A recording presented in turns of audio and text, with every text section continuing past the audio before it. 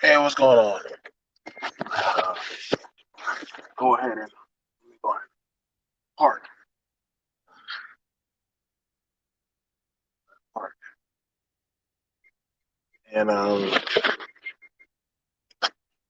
want to go ahead and do this one. I'll be here for a minute, and I'll be here for a minute. Actually, I want to get in a more open parking spot. Right now I'm just out and about driving. Shout out to Art. I was over there. We was having a good conversation. I had some stuff I had to go take care of, and I listened patiently. I have a few conversations I want to go over. It was just so much, and I these time these days I like to just sit back and listen. I like to sit back and listen, because in a good swordsmanship match, you would watch and see the body jerks and twitches and movement to read your opponent, right? And in this one, I purposely sometimes I sometimes I impress my damn self, man. Like I was like, how do I purposely get my point across? Because I understand a lot of y'all are stupid.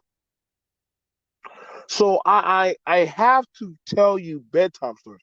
I have to explain through bedtime stories how to get the point across.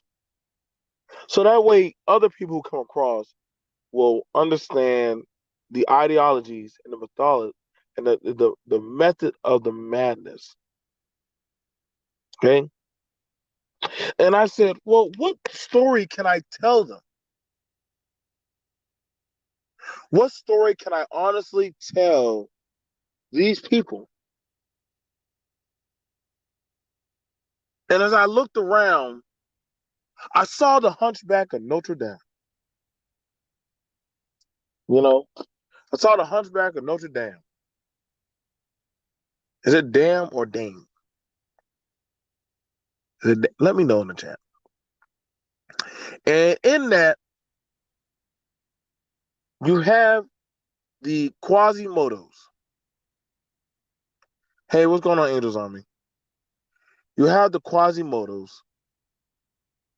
the Gypsies. You have the church,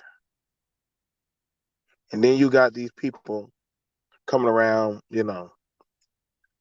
Because in this space, this is why I said the sanctuary for men. Now, the sanctuary for men would have been the manosphere or whatever YouTube, MGTOW, SYSBM, whatever it may be. And all is welcome to come back and push back. All is welcome. You all are welcome because this is your sanctuary. This is your sanctuary. I don't. I'm not in y'all church. I would have been done burned down y'all damn church a long time ago. If it's up to me, I would have set fire to y'all church, your cathedral, your sanctuary. I would have been done sacked and pillaged the shit out of it. So you don't want BMT in your church, okay? But as I was saying, the sanctuary for men. That was told to me. That men need a place to go to be safe to where they can share their ideal. Now, you got some bitch ass men that literally they're gonna push give me, "Well, what are you talking about? We got shut y'all dumbasses up." They were literally saying they wanted a sanctuary for men. They wanted a safe place for men to get away from the woes of these gypsies, these harlots, these women. You know what I'm saying? Because Quasimodo Quasimodo was taken and he was abandoned. A lot of these black men were abandoned a long time ago. They felt abandonment by their community, by the area. This is why they left y'all at goofy asses on the church. Y'all don't believe me? Go watch Hunchback of Notre Dame. Quasimodo was left on the church. And what happened was the um the minister, he was coming up to come say, yo, what the fuck is this baby? And he was gonna take that baby and just throw it away, throw it down into the well. And the pastor came out and said, whoa, there's a place for everybody. You don't have the right to do that. Give me the baby. I'll put the baby in the church. Okay. And so the the space was made for social media for men to find themselves after abandonment. Now, what happened was we had the Gypsy Queen herself came. I give her her name. Shout out to Jessica X. Jessica, I'm not picking on you. I'm not picking on you. I got no smoke for you. If you want to come through, you can always come through. You know what I'm saying? Like, it's fine.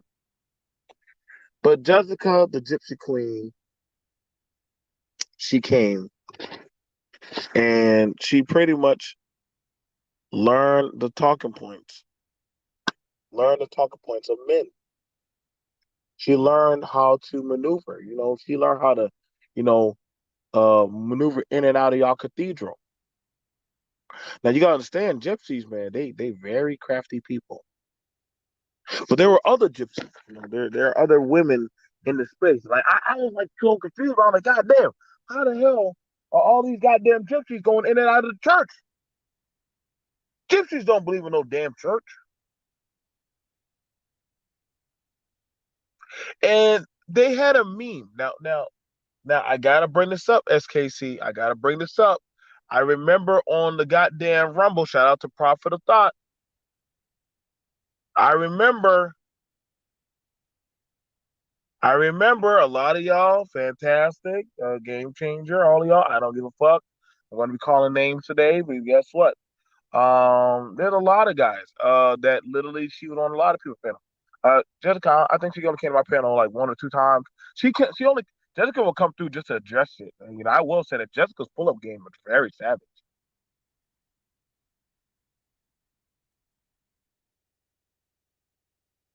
But then you started having with the gypsies started learning because a gypsy is very crafty. They learn your talking points, they learn how you think, and then they can get things out of you. Shit, you gotta be careful. Them gypsies will steal your coins and your shiny metals. What they what they were able to do was learn you men and learn what made you think and tick. And the Quasimodos of society here were so happy that a gypsy woman gave them any bit of attention. Now, this is crazy because she literally picked up your talking points from the manosphere, SYSBM, the divestment community, the swirlers. She learned y'all. She understood her assignment in the church.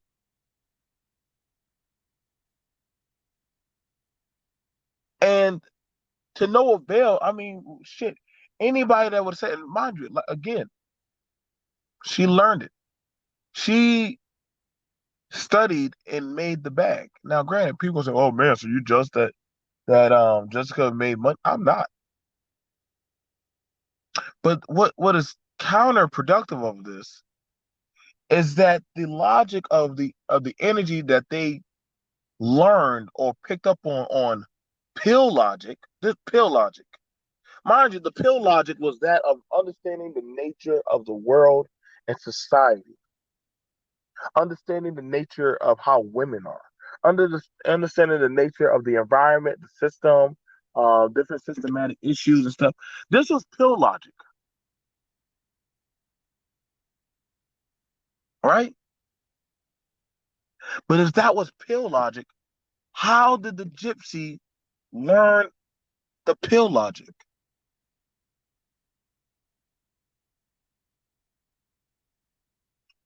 Y'all been in y'all damn church for so fucking long. Y'all didn't understand, man. I remember that. I remember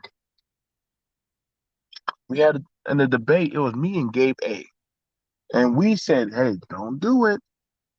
Don't do it." We lost that debate. It was me and Gabe A. versus Jessica X and SKC. And then other guys were in the chat. They're all team Jessica. But then they always were talking about the woes of, you got to watch out for these women and black women.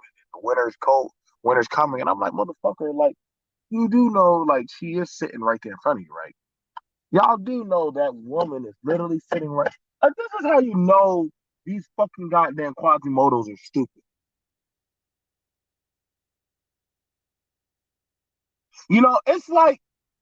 It's like you want the devil to read the Bible scriptures to you to call out an exorcism.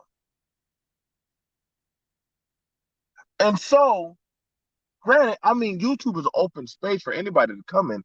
Shout out to the women's divestment. Shout out to Melody. Hey Melody. Shout out to who? What else women? I don't even know all you fucking women. I really don't. I really don't. Concrete Rose and Sister George.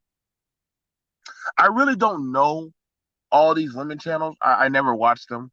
The only woman channel I probably actually have watched was Faith, and I watched that one, and I've seen some Irene.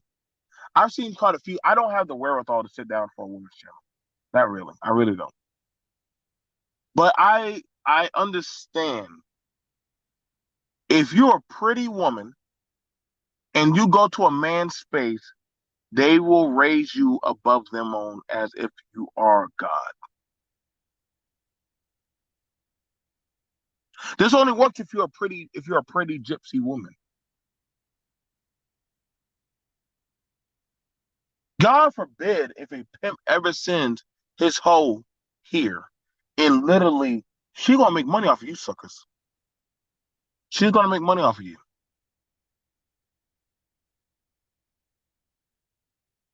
Now, naturally, you're gonna have a lot of men say, "Oh, you're hating." No, I'm telling y'all, this is why I said that pill logic shit don't work. It really does. This pill logic shit that y'all be talking about, red pill, black pill, green pill, the whole fucking Green Lantern core, the whole goddamn pill lantern core, it doesn't work. Because what we just now seen, and this is how you know black men in this space are lost as fuck, right? Because the women have done proven that they run your shit. Now y'all can get mad at me and say, "Well, that ain't true." Kevin, listen, the women that come on this channel get paid more money than y'all. You've had it. Shout out to the big three. The women that have come on their channels have made more of a splash in this space than the men. Where's the lie? That's why we listen to. Let me tell y'all how to deal with the woman. Let me tell y'all how to check this woman. Let me tell y'all about this 50-50 table shit. Man, if y'all don't shut the whole fuck up,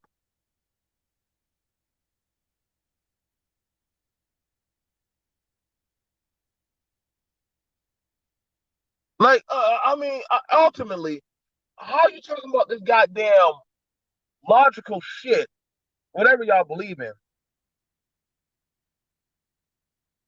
and y'all done lynch mob anybody that had anything to say or in disagreement.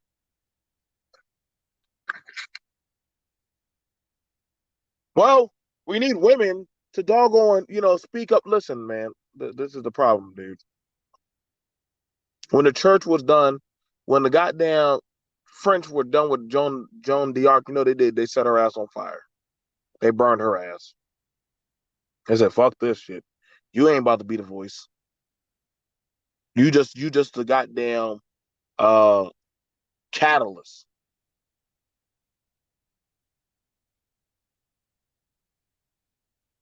But I get it, man. I truly do get it. And I mean, I'm very proud of the ladies that have come to the sector. I'm very proud of them. Listen, I have nothing but the utmost respect for them. Why I get mad at them? They understood the assignment. They played their nature. Now I gotta be honest. Ain't no now if it was some disgusting ass woman, now there's two types of women that people are gonna follow. One, if it's a pretty broad, they'll follow that broad. You know why? Because first off, they're more enticed by her look, her voice. Oh, do you not hear her feminine voice? You mean her goddamn voice get your wee wee wet and horny? That's why you listen to whatever the fuck you want to listen to. I try to tell y'all, man, like that's why when I showed that picture of Quasimodo raising Esmeralda over his head and screaming sanctuary. Granted, Quasimodo didn't get the girl. The captain did. The captain got the girl, not Quasimodo. Even though Quasimodo was getting his ass whooped and beat and tortured and all kind of shit for Esmeralda, literally he done fucked the whole damn church just trying to protect that one broad.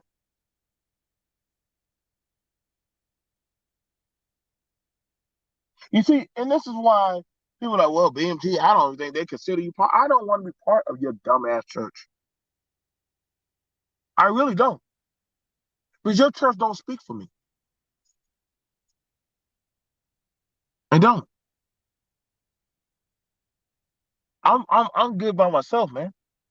This is why, and I'm gonna be honest, this is why black people are at the goddamn bottom of the barrel. When especially listen, man, it's just that I gotta take from what Super Sly said. We're pretty much the scorched earth. You can't get it's no really coming up from this shit at this point. This is why other diasporas of blacks watch us and watch us suffer and say, well, we now know what to do. Because of course we are the original man. So of course the original man has to have the original sins on us. So that way other people who come by can say, well, we see how they got fucked up. Let's do it a different way.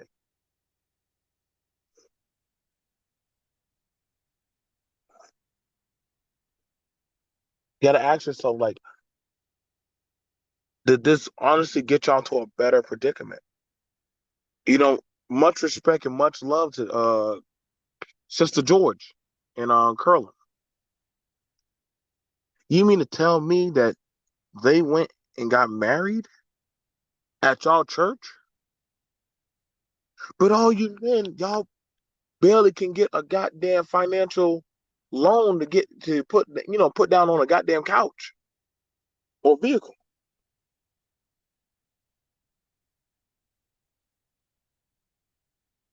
This is why it's so easy for different. Like I don't watch a whole goddamn white bitch come up in here and shit talk the black men while other black men laughed and clowned them. What's going on, Citizen Lou? No, I'm about to drop the link. I just get. This is why I said this internet sanctuary for y'all black men. Y'all church done been burned down. Y'all Quasimodos. Y'all don't burn down y'all damn church. All for a goddamn gypsy. Every woman that has come to this space, so long as she call y'all king, goddamn masters of the universe, say whatever shit to get y'all wee wees hard, y'all motherfuckers will follow that bitch off the goddamn cliff.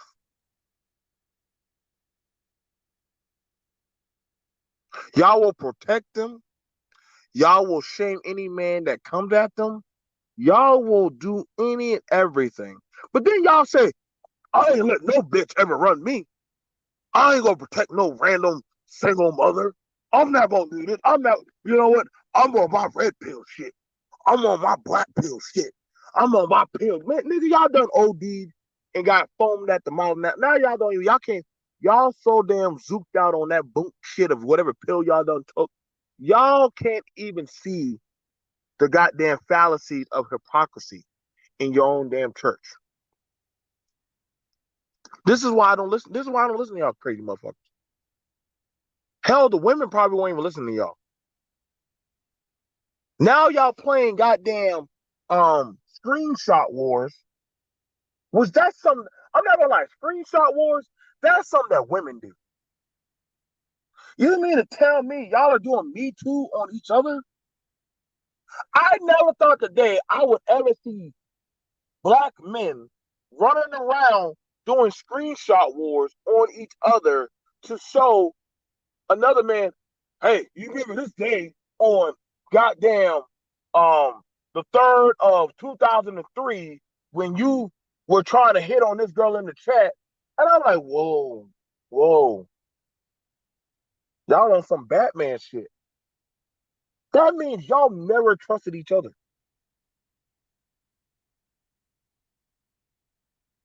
Them gypsies got y'all trained well. Uh-huh. Them gypsies got y'all trained very well.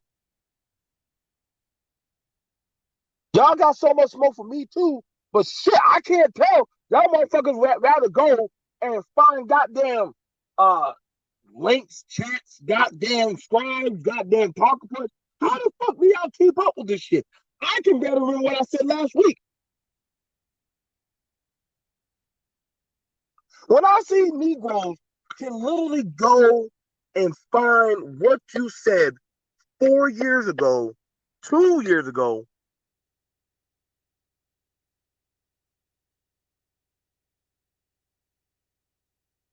but still don't even know how to fix their own goddamn household. I'd be like, yeah, this is why we fucked up. I don't even feel bad for you motherfuckers no more. I don't. I don't. Because see, I understand now. There's two types of gypsies here. You got the gypsy, like, so now you got the you have it where, okay, so you have the gypsies that look cute. Then you have the sexual gypsies. You know what I'm saying? They gotta be overly sexual for y'all. Make y'all feel like y'all got some type of game. But I'm like, wait, if you gotta come online to be taught how to talk to women or court women, listen, bro, you're already way behind the ball. You're way behind that.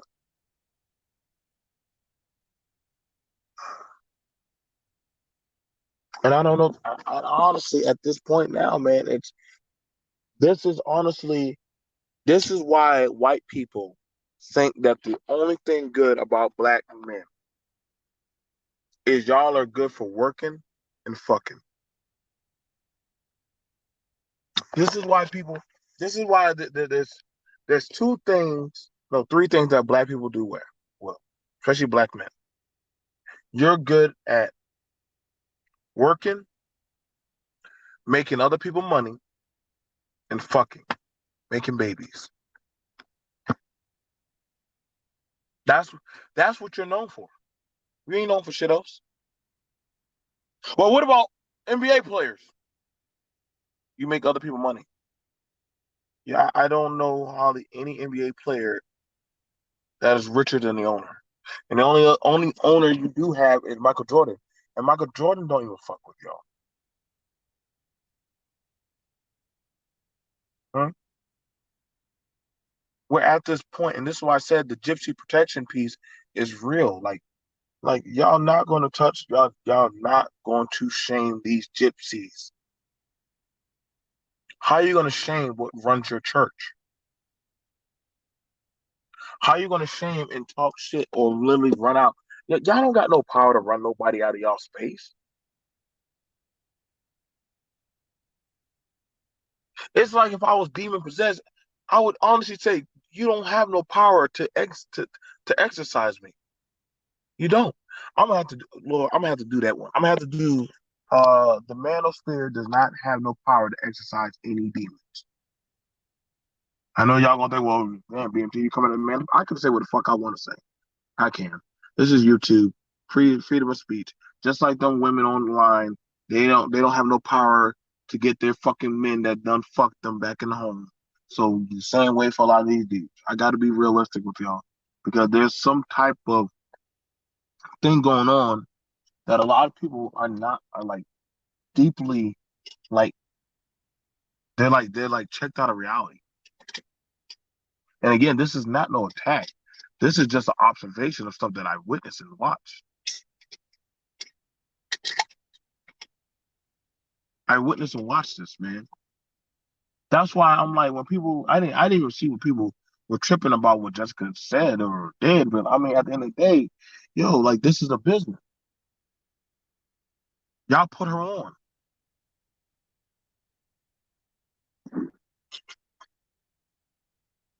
You know what have been some real boss shit as black men? As much as y'all talk about black men don't have a chance, that same money y'all rather give to other people or put in the super chats, y'all could have took that same money and put it together and helped some men with their child support cases. Or y'all could have gotten a home for men to literally go stay at for like a half an hour. So that way they won't be homeless in the street. Yo, what up? Can you hear me? I can hear you. I can hear you, bro. Yeah, Oh, man, you going in, ain't listen, bro. I'm just sitting right here. I see. I like to sit back. I like to just sit back and no, Fly. Fuck that. I'm burning. I'm burning down the cathedral. These Quasimodos are getting this work. I sat and listened and listened and listened. And so guess what? Fuck that. Y'all were the same Quasimodos saying sanctuary and raising y'all bits above y'all head, saying protecting her from the pills. Well, I got this pill logic that these bitches right here are trying to get our money. But y'all be the same motherfuckers in the chat giving the same goddamn bitches you talk about money. How the hell the same women y'all shit on come to y'all goddamn sanctuary, get married, get money, get leverage, and y'all still look like dummies? This is why you know you goddamn Quasimodo monkeys are at the bottom of the barrel. Y'all will never, I really believe y'all niggas are cursed.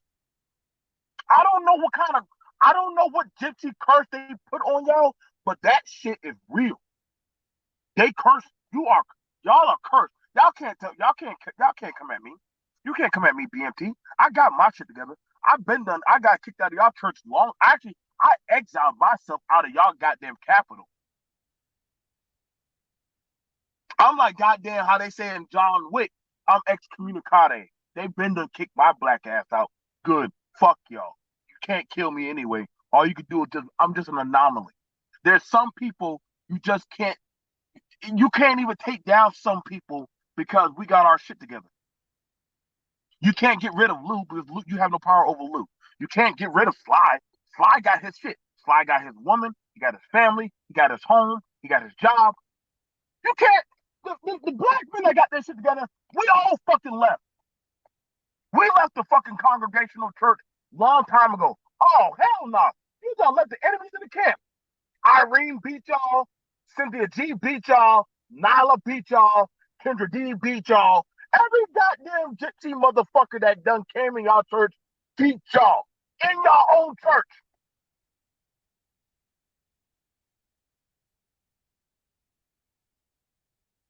So all this pill shit that y'all been talking since 2003 it was all bullshit.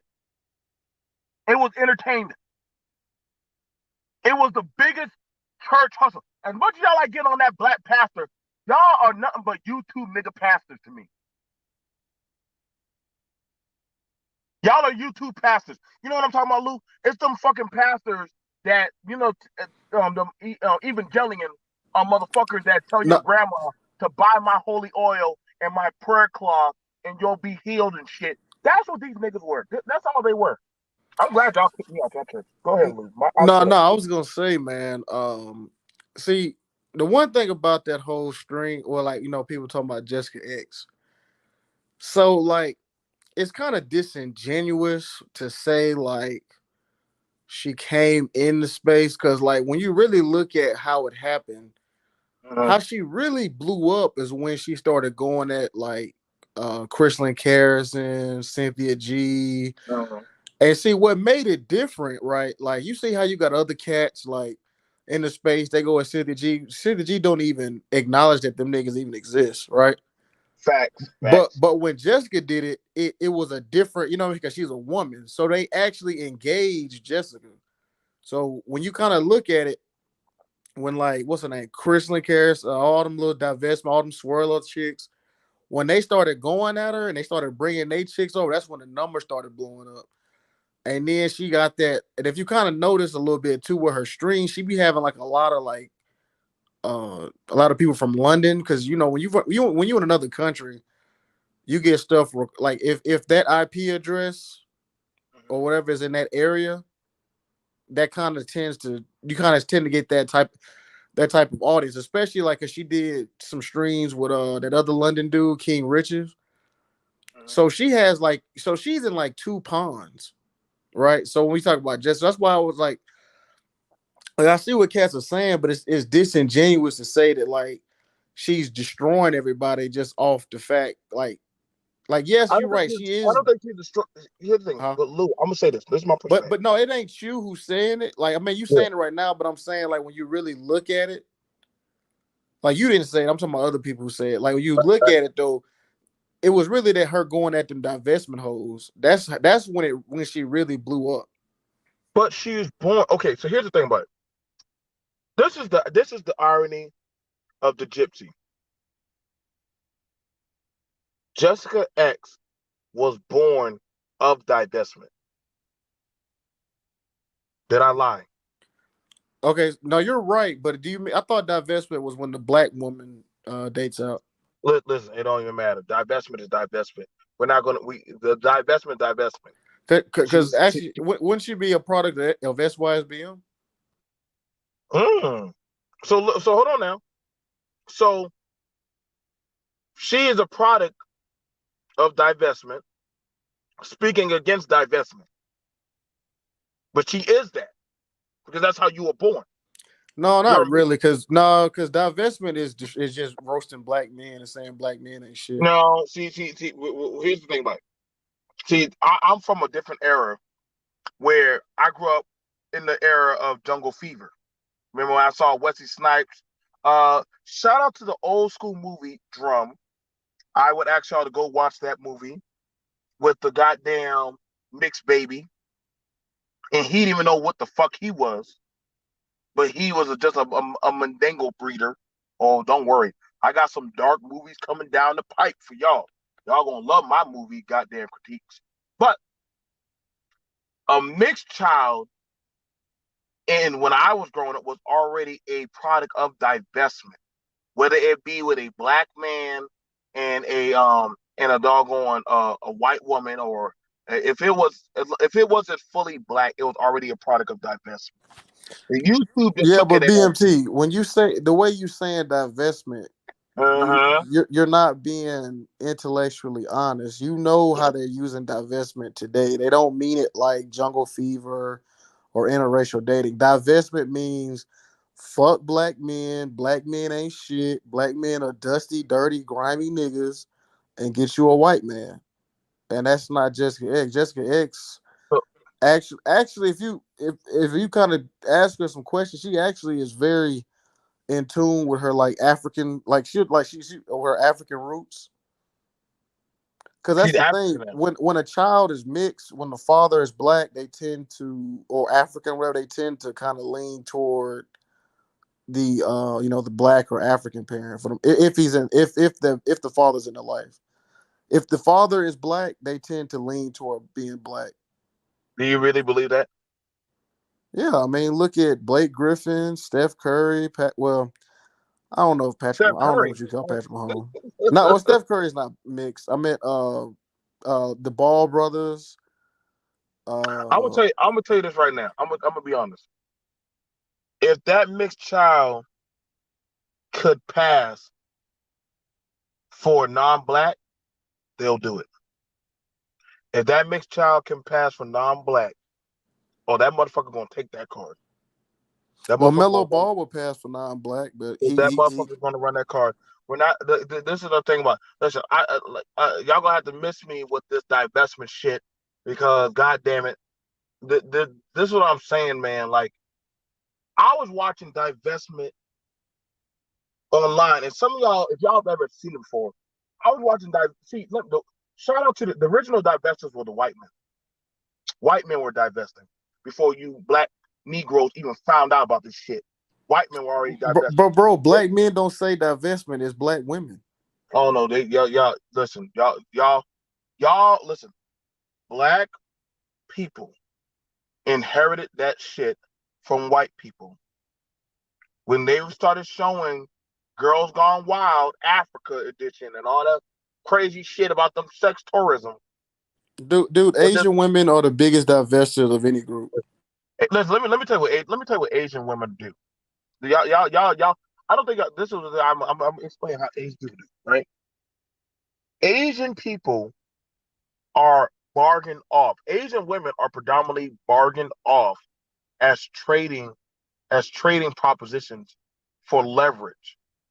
A father will take his daughter and hand her off for the proposition to get leverage into your society. Man, This that's is why not you true. You see. got second, third generation Asian chicks Let heavily me. interracial dating. Okay, let me explain. Okay, you don't believe me? So we can look at the Navy. No, no. What I'm Uh-huh. saying American Asian chicks. Oh, American. Not even just. I mean, worldwide. I mean, you're right. You're not lying, but I wasn't talking about that. Oh, Like okay. you I'm like about to say, you're not I incorrect. can You know what I repeat. mean? Go ahead. Huh? No. Like I said, I love the conversation, the dialogue of that. But I'm saying when we're talking about the divestment, because let's be honest, the space, the sanctuary, was created for the divestment of black men wanting to get away from black dysfunctional culture. So they wanted a safe haven divestment to have a place to go to build amongst their own. Okay, I'm I mean, like I see what you're saying, but I'm just saying, like for the audience, like if go you ahead. like the way you're using divestment, I'm just saying, like It is, most. but here's the thing about it. Back in the day, I'm gonna stop interrupting. I'm just gonna let you finish it. Go ahead. no. It's fine. It's fine. I'm gonna get my point off and I'm gonna give it to you. You're looking at it for how you're seeing it. I've been here for so long where how um I remember how a lot of black men and women had their little different little chat groups about the the dysfunction of black society. Okay, and so long as they can find an outward way, an outer way, an outward, group that could receive them by any means necessary. Now the men, they went to MGTOW, the Manosphere, different other spiritual places, but at the expense that they would have to leave that nigga shit, that black, urban shit behind. You got to leave that behind if you want to come in here. We don't want to hear none of that shit that y'all talking about. Like, this is not what I think. This is actually what one of the Asian dudes who actually helped build the Manosphere actually even said himself. He said, "Yo, like, these black dudes, they started talking about black this, black that, black this, black, black, black, when that's not what I wanted it to be about. I wanted it to be about, y'all integrate that black shit, leave it at the door." Now, the same thing for the women. The women, they kind of had it a lot more easier Except the white bitches don't have no problem telling them to shut the fuck up. You ain't gonna we ain't want to hear all that shit about your goddamn problem. Now the divestors, they are the product or the afterbirth fetus of what is left of them goddamn divesting out. Like I'm telling you, if you are a pretty motherfucker or you literally have some type of vitriol shit, like you that ugly underdog nigga, but you got that kind of goddamn silver tongued voice, that motherfucker that gets the crowd riled up like a union worker or union president. Oh, them motherfuckers gonna follow you. The lynch mob will follow you because they want to feel that anger or that kind of negative energy of vitriol. You got to join one or the other. Go ahead, Lou. But I'm telling you, divestment was more so getting away from that of your own society. No, no. I mean, like I said, you're not wrong. You know what I mean, like the way you said it, that's facts. You know, but you that's cool. No, we can stick with that. I was just, No, no, we it's can just have you're a right conversation. because you're right. Every time I hear divestment, I just think about those hating ass troll bitches who always coming through hating on talking about black men all the time. So that's when I hear divestment. But you're right. That is like the inception of this space was to get away from black dysfunctional culture, and you know what I mean. So Well, you're, but I'm curious real quick. So I'm reading the title. It says the sanctuary for men and the gypsy protection at all costs mm, versus peel logic. So like, cause I came in. So you were saying like the women who came in, they came in and like shot up past everybody. oh, well, I would say the gypsies. I mean that's you see that you're right though. I mean you see that on Twitch, you see that on Mhm. IG. You see that like I mean, OnlyFans. Hey, I think OnlyFans in the beginning was like mostly dudes. The OnlyFans was where you would have a guy like Seth, like like Joe Rogan and all of them people, like Yeah, it was like Patreon, right? right. So they had it where, and see, this is why I say everybody thought OnlyFans was about fucking goddamn porn. No, it No, wasn't. it was It about was, like musicians, wasn't it? right. So it was like literally where some of them, and I could be a little bit wrong, but from what I watched from it was like, hey, if y'all would like to have a private interaction or talk with me about me and my life, you can come to Patreon, okay? And we cut out the middleman, and it's just me and you. And they said, oh shit, I'll pay for that. I'll pay $10 for that. I'll pay $20, and you pocket the money. You know, if you want to if you want to talk with business tycoon Lou, and I'll cut out, the Citizen Corporation, and y'all can just talk with me. Come on now. If Elon Musk had a Patreon, you think motherfuckers wouldn't? You think motherfuckers wouldn't go to Elon Musk's OnlyFans just to watch him for a whole day and see what the fuck he does? Yeah, facts. You would, I would watch the show. I'm like, what the fuck does Elon do for a whole day? Does he talk to robots? Then I come to find out the motherfucker does taekwondo and martial arts, and he plays around with his kids. Like the dude just does random like nerdy shit. Yeah, I mean, he's not. Elon Musk is not this like just super genius. His family owned an emerald mine in South Africa, and they just, he was pretty much rich, and then he, went to, worked at pay where they founded him, Reed Hoffman and Peter Thiel founded PayPal, and then they just, had hella money. So I don't really like. It's not that he's not a genius. You know what I mean? Like I hate when people like whatever he Don't say says that about out loud. cryptocurrency or anything in the world, like any type his opinion on anything in the world, everybody just hangs on it like it's just this super genius fact. Like when you look at Tesla, they Lou, you really gonna don't get they in haven't sold that trouble. many car. Huh? You gonna get me in trouble with the Elon Musk. Huh? But what you're saying is true. He's not a genius like they make him seem like. Yeah, Not. he's not. Like Tesla hasn't sold over 300,000 cars. They're essentially afloat due to like government subsidies. I mean, when you try to buy some stock, I mean, you have to buy like I forgot what the price to earnings ratio is, but you have to buy like a whole lot of stock just to get like $1 of earnings. So there's really, I mean, it's kind of like ridiculous, like the fact that the companies that is valued that high without making that much money, and then you look at the government subsidies because America is really trying to push this whole electric vehicle thing, That and ain't then gonna you work.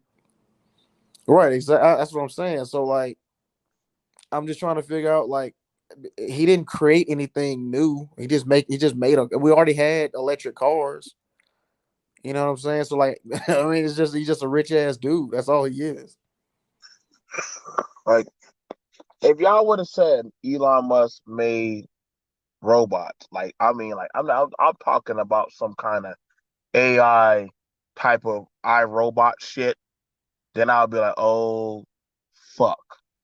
Like I'm talking about shit that fucking goddamn Simon, the chess computer robot. Good luck talk.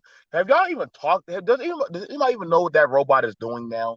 That's the motherfucking robot we need to go watch. We need to keep our eyes on that son of a bitch. Yeah, I have my own theory. I Y'all, was gonna do a stream about that. Uh, let me you know, know. I'll be there. I'll that be there. shit's kind of crazy how like those tech streams be the ones that get like hype. But I was gonna do like a why artificial intelligence, is way overhyped and gassed up. Like it's not gonna be like this term. Well, this is my theory, right? This is just my theory because I'm just looking how AI is working now. I don't. It's not gonna be this like Terminator type thing. Like how AI really works now is just you kind of have like pre-planned functions, and it's Uh-huh. just being a little bit of it's just different inputs. Like you know how when you okay, so you know how when you touch the screen at McDonald's. Yep. All right, so that's an input, right? You know how when you talk to Siri and you tell her to do something or your Android through the Yep. voice. All right, Yeah, the that's an algorithm. input. Mm-hmm. Right, that's an input. So right now, I'm not about to. I swear I'm not about to go like in those super crazy tech shit. But it's just more ways that the computer is just having more inputs and more outputs. Right, so it's just getting way more. And the way computers are right now, there's so much availability of storage and memory that you can add more inputs and outputs. You know what I'm saying? Because technology is just getting vast, and you can put way more memory on computers. So Now, that's so now, like when a car is going down the street, you can program it to, if this is coming, do this and do that. It's so that's what is going to happen. It's just getting more advanced. But this whole like robots are gonna just be people and have governments and you know what I mean and now, start. now, now, I pause. disagree with that. That's just my Now, theory. pause right there. Now, let me bring that in. What you just did. What you just did, and what we just did, and having a logical conversation. We talked about tech. We talked about science. We talked about how about stocks and currency and stuff. If that was the foundation of what we talked about in these spaces as men, my God, Lou, do you know where the fuck we would be at right now? I Yeah, mean, you know, do you get what I'm saying? Like that to me is the pill. That to me would be the logic of the awakening because you're having conversation. Hey guys, listen, I know y'all want to get into this, but let me actually break it down to you. Let me actually explain it to you. Hey guys, let's have a movie review on these topics right here. And literally, if it's worth something, this is just our opinion on what these are about. Like, those are the pills of the best stock of where you guys, it's like having a place to go amongst your own elk. Not some bullshit where y'all are always convoluted, like wound up about talking about pussy, the nature of a fucking woman, this and that, or the pH balance, or I couldn't get pussy. Me and Lou don't give a fuck for that. That's some self help shit that's on you. That's some self help shit on you that you yourself have to deal with. I don't take offense to when Lou and SKC and them they went in and they were talking about DBZ because at the end of the day, that's what the space was supposed to be. Believe it or not, those are actually some of the bigger channels on YouTube, is where people are talking about things that are just of a non-bias, but literally of an opinionated chalkboard, to where they're talking about, hey guys, you think if they did a movie with Storm and T'Challa, how do you think that would fare right now in today's climate? Well, I'm gonna tell you right now, T'Challa's gonna be looked at as a simp. Please shut up. Like, we're trying to figure out, like, will this help Marvel? Will it gas up the prices? Will this what will this open up into? Like I like listen. And no, Kelly, you bring up a good point. You're saying what's wrong with pussy? I'm gonna tell you what's wrong with pussy. Motherfuckers, men put too much hype into goddamn pussy on YouTube. And the women listen to the market, the gypsies, and they make bank off of it. Because the men that literally said that we're not going to allow doggone pussy to rule over us, literally that is almost 80 to 90% of their conversations now.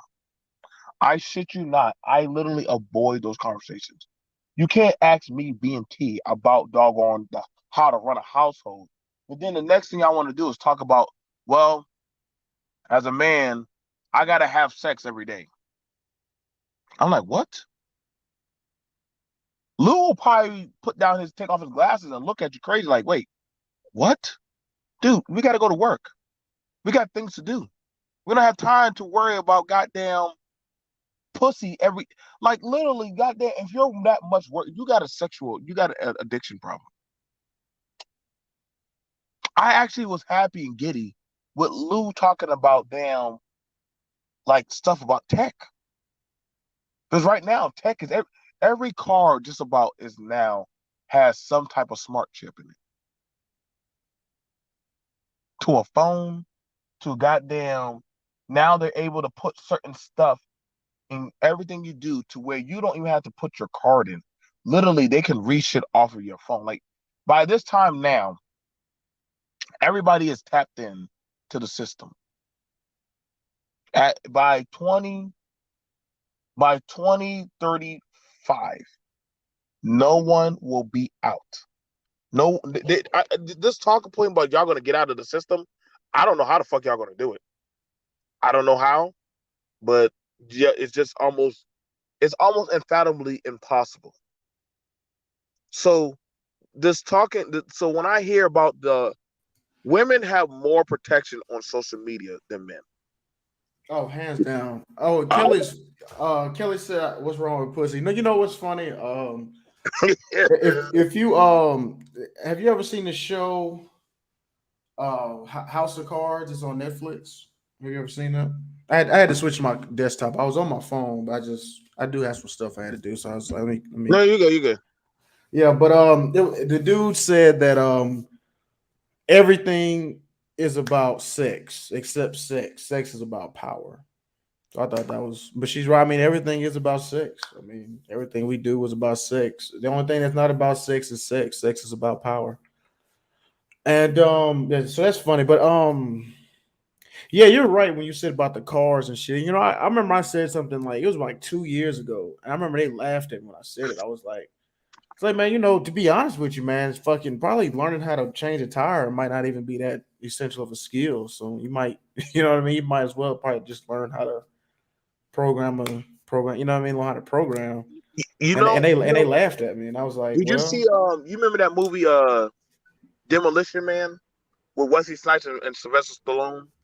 oh man, man, I can't recall. I know what Okay. you're talking about though. It's the movie I might need to where watch Wesley it. Snipes was the bad guy and Sylvester Stallone was the cop brought back unfrozen.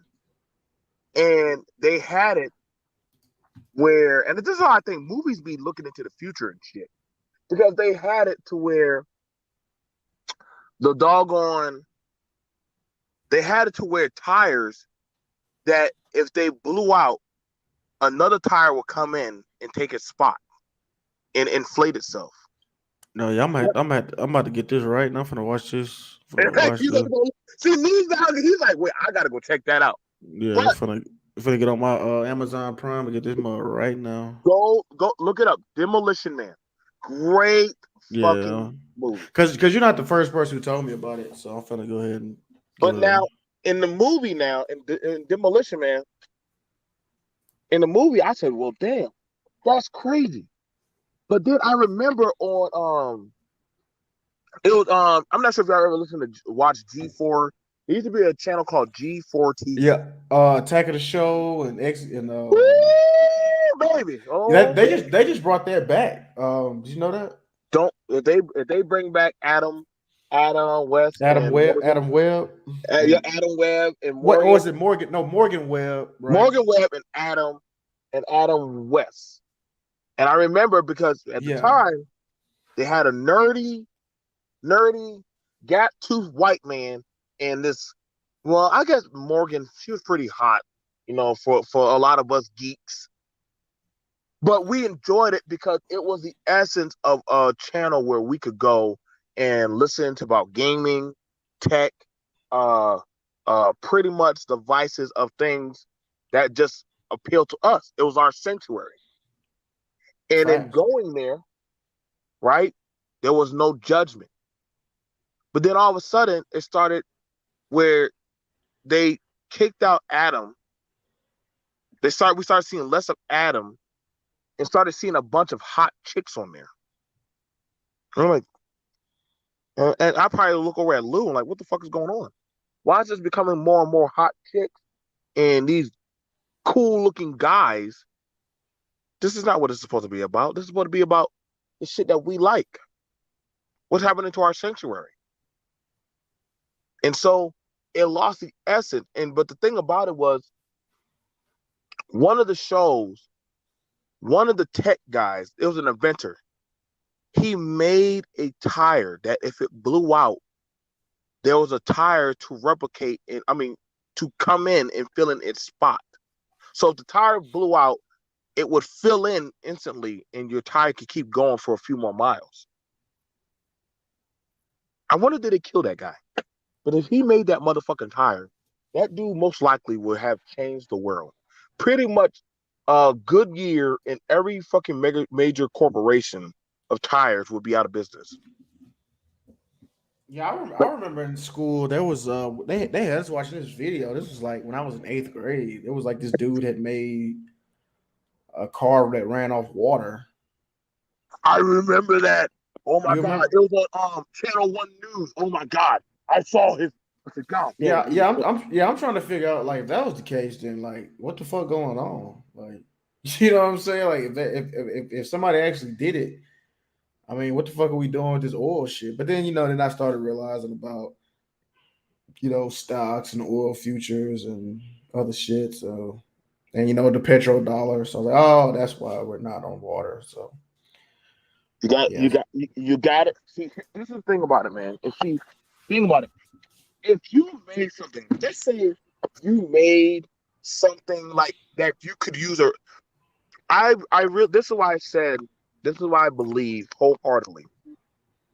People talk about stuff like, you know, these certain fallacies of sanctuary and the gypsies and protection. Like, first of all, there is nothing y'all can do to shame prostitution, hoes, and women's sexuality. That is impossible. That can never be done. It can never be shamed. Yes, it can, BMT. No. You have it where certain countries, the prostitutes and the hoes stay on one part of the town, and the men with their women and children stay on the other part of town. And guess what? The men after work, you know where they will go? Right down there to the brothels. oh yeah, They'll go right down there to the brothels and give their money. So yeah. And that's the thing too. I mean, it's like I'm not really. Hope they don't. Oh man, hope they don't get on me. But when you kind of look at it, right? I mean, when you really look at it, prostitution. I mean, it being illegal is like kind of fucked up. I would say it's actually anti-feminist. When you agree, like, I would think so, right? Like, wouldn't it I be would think anti-feminist? I would think it's anti-feminist. I don't have a problem with prostitution. I actually probably I wish they would just hurry up. If we legalize prostitution, I think that would one cut down on this is now y'all can y'all can come up if y'all want to back against me, but I might even do a stream about it. I would think one that would probably start fixing some of the income issues because hey, you're going to work. Two, you would have to go get a card and you would have to get checked out to see if you have any STDs or any kind of stuff. So you would have to be clean. Because believe it or not, a lot of the prostitutes in certain brothels, they actually have a pretty good health care where they actually get checked on. Yeah, they have So to, right? Because yep, it's their, you know, because if you go to like a, you know, if there was like a brothel that had like an outbreak, I mean, it'll just it's bad business. right. So they And you know, these type of conversations are like, you know, black men should be able to have this type of conversation without some, oh, you a trick nigga. You a tricking ass nigga. And I'm like, see, man, that's why I just be like, you can't just talk to everybody about certain shit. It's not even, and this is the thing, you don't have to partake in it, is but just to understand that it may have, you know, benefits to society. You got, I bet you'll probably have a, you know, these incel niggas who be shooting up schools and all this other shit like that. Well, I heard Mike V said, he said Kyle Rittenhouse was an incel. So I mean, you know what I mean. I'm just So saying, like, I'm no, just saying. I'm just saying that I'm just using that to just be funny. But But no, but see, one thing I know we're gonna have some Christians in the chat that they're gonna be like, "Well, if you legalize prostitution, the women are gonna run to doing it." No, that's not true. That's actually not true. It's not true. That's like saying the men are gonna run to selling drugs. Men are but dude, running. doesn't it? But I don't know. I'm not the most biblical. I'm not even gonna act like I am. I'm not even gonna cap. But then it say somewhere in the Bible about like buying a woman, Well, like okay, buying a so wife. let me tell you. Let me. I will gladly help you with that. Jesus of Nazareth. Yes, Jesus. His great great grandmother was a prostitute. Boom. Because Wah, she helped. wah, wah. Yes, y'all go look it up. The woman that helped. I'm going to give y'all a reference for y'all to look up. The woman that helped. You know, the Israelites sneak into into the city, right? And when the guards were looking for them, she hid them. That was the woman that the soldiers would go to fuck. They would Mm. fuck her. And literally the one of the spies agreed that listen, we will come back for you. She said, why would you come back and save me? I'm just a prostitute. It doesn't matter. Doesn't matter. You helped us out. We're not gonna turn our back on you. So guess what? Jesus family line is also part of a prostitution background. So yeah. So and trust me, there's a lot more of them in the Bible. There's a lot of prostitutes in the Bible. A lot of them. Yeah, Oh, the one, I would think it would have to be right. I mean, yeah, you know, yeah. like I Mary mean, Magdalene. Mary Magdalene, the woman that washed Jesus' feet, prostitute. yeah, Prostitute. that you know what's funny. That's why, like, I know BMT. I'm not trying to, No, no, you you know, good, bro. You good. We can no, rock. no, no. I'm just saying, like, that's why, like, sometimes when people say things like, you know, like, you know, you come from as pharaohs and things like that. It's like, when you really look at the numbers, you probably came from a prostitute. Mm, Or you probably if or like if you were back then, you would not have been a pharaoh. You would not have been a king or queen. You would have been either a prostitute or a serf. You know, who mm, was building mm, pyramids. You know what I mean? mm. Like, so it's like, you know, I just think sometimes people take themselves like way too serious. You know what I mean? Like, They want to feel like they want to feel that need. Um, they came for some type of nobility. Everybody come for no fucking nobility. Like you were born into that.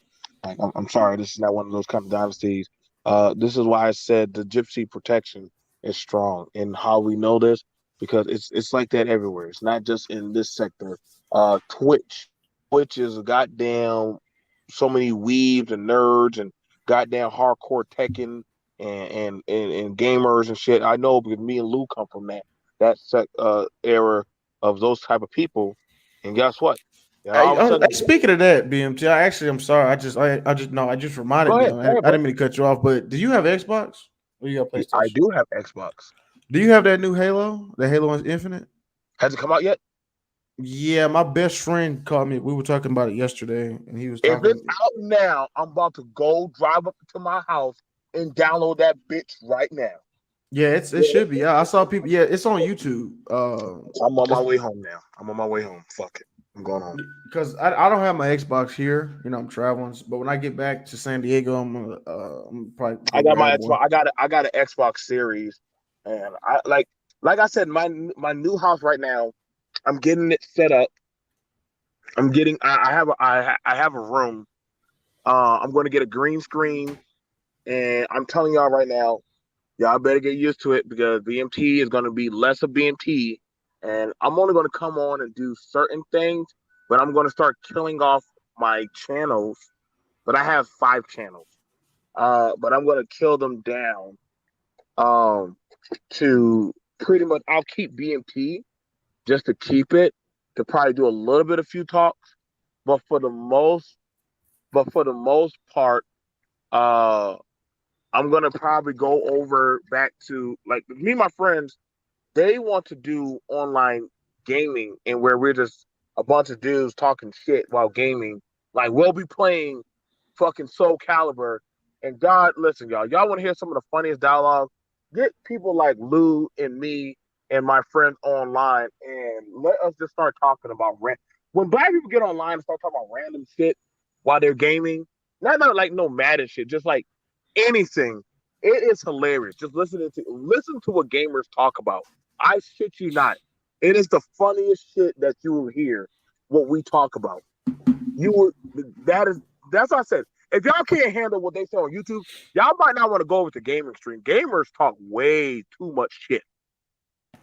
Yeah, Don't that and actually, I'm actually glad you said that. Right, like I actually kind of would rather be in like a gaming type of sphere than I would be this fuck shit. I ain't gonna lie.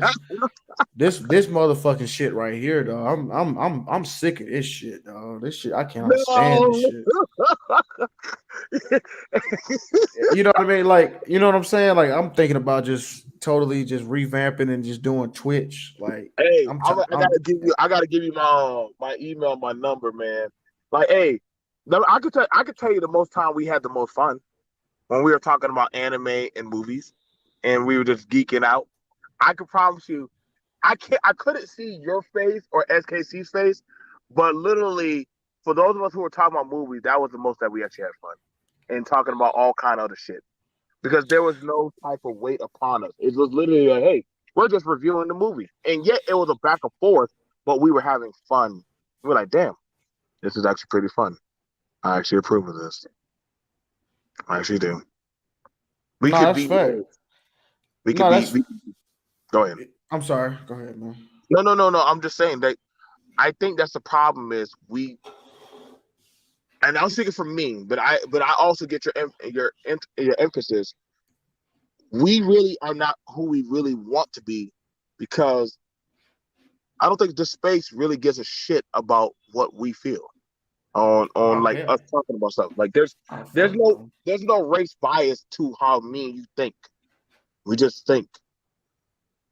Yeah, and yeah, the thing is, man, I don't even really want to fucking I mean, I don't have pleasure in just arguing with niggas on panels. I mean, like it's fun to joke and laugh, like, but like as a matter, like I'm in the sports sector too. Like I'm over there way more than I am over into like the black like the manosphere. I don't do this, bro. I stopped fucking with the manosphere shit like back in like early this year because like 2020 when you know when that pandemic shit hit off, bro. I was on this shit like you know what I'm saying? I was on this shit crazy, like on some, you know what I mean? Like just I was on this shit all the time. I was on everybody panel. Uh-huh. You know what I mean? I was on this shit crazy. Then like as time went on, I'm like, man, these niggas is bums. These niggas ain't doing shit with their life. I'm sitting here, you know what I'm saying? I'm not elevating, you know what I'm saying? I'm not this content is toxic. It's just everybody you either bit, you know what I'm saying? You can't have a cordial disagreement. You got to just start hollering at each other and shit like that. So that's when I started making my own shit. You know what I mean? And then my channel actually started doing, it was actually pretty decent, a little growth. But what you said, man, I'm glad you said that, man. Like that's what I said, like movie reviews. I don't like, you know what I'm saying? Like video games and anime and just other stuff, tech stuff. Like the women's cool. I mean, but I really don't want to talk about it. You know what I mean? It's just not, because I just feel like most niggas who do talk about it, they're lying. Like that's why you see all these cats getting exposed. You know what I'm saying? Like, so I'm just like, I'm just sticking true to my roots because I used to do. I ever tell you I did MLG. I did Major League Gaming. You said You what, bro? there? I said I did. I think. I did MLG. I did Major League Gaming Uh-huh. Uh-huh. when I was in high school. And Right. my mom and dad, man, I wanted to drop out of school, man, and just do. I wanted to drop out of high school and get my GED and just focus on that because that's what I realized, bro. When I was at these tournaments, I noticed it was two things that I noticed. Either they were out of like the other guys, or either they were out of high school and they could focus on the shit like full time, or you know what I'm saying, or Uh, they were homeschooled. yeah. That is. Um. Believe it or not, and I put up a picture of me one time. Like I said, I don't always tell people what I really do all the time, but I'm actually a game master for Major League Gaming. And I don't think people even know what the fuck that is. But literally, there is like if y'all ever go look at Street Fighter tournaments, go look at Call of Duty, Battlefield. Like you'll see a guy off to the side, and Lou knows what I'm talking about. And they will check to make sure your controllers are not fixed or modded. Oh, They will make sure you were like a that ref. yeah, like the game Oh, that's masters dope. have to know the game masters have to know every ins and outs of the game. They have to know what's allowed, what rules, stuff. I've done did Super Smash Bros. Tournament. I've done Call of Duty. I done did Halo. I done did um, Tekken, Soul Calibur. This like I said, I have every console in my house because my passion, my dream when I was younger was I want every gaming console. I want every gaming console. Um, and that was my dream. Now I'm happy now, but my kids are now going into the gaming league, and they I wanted them to. Um, I probably want like I wanted them to like my son. He can homeschool, but I noticed one thing about a lot of major league gamers is they're not social like that. They're not really social.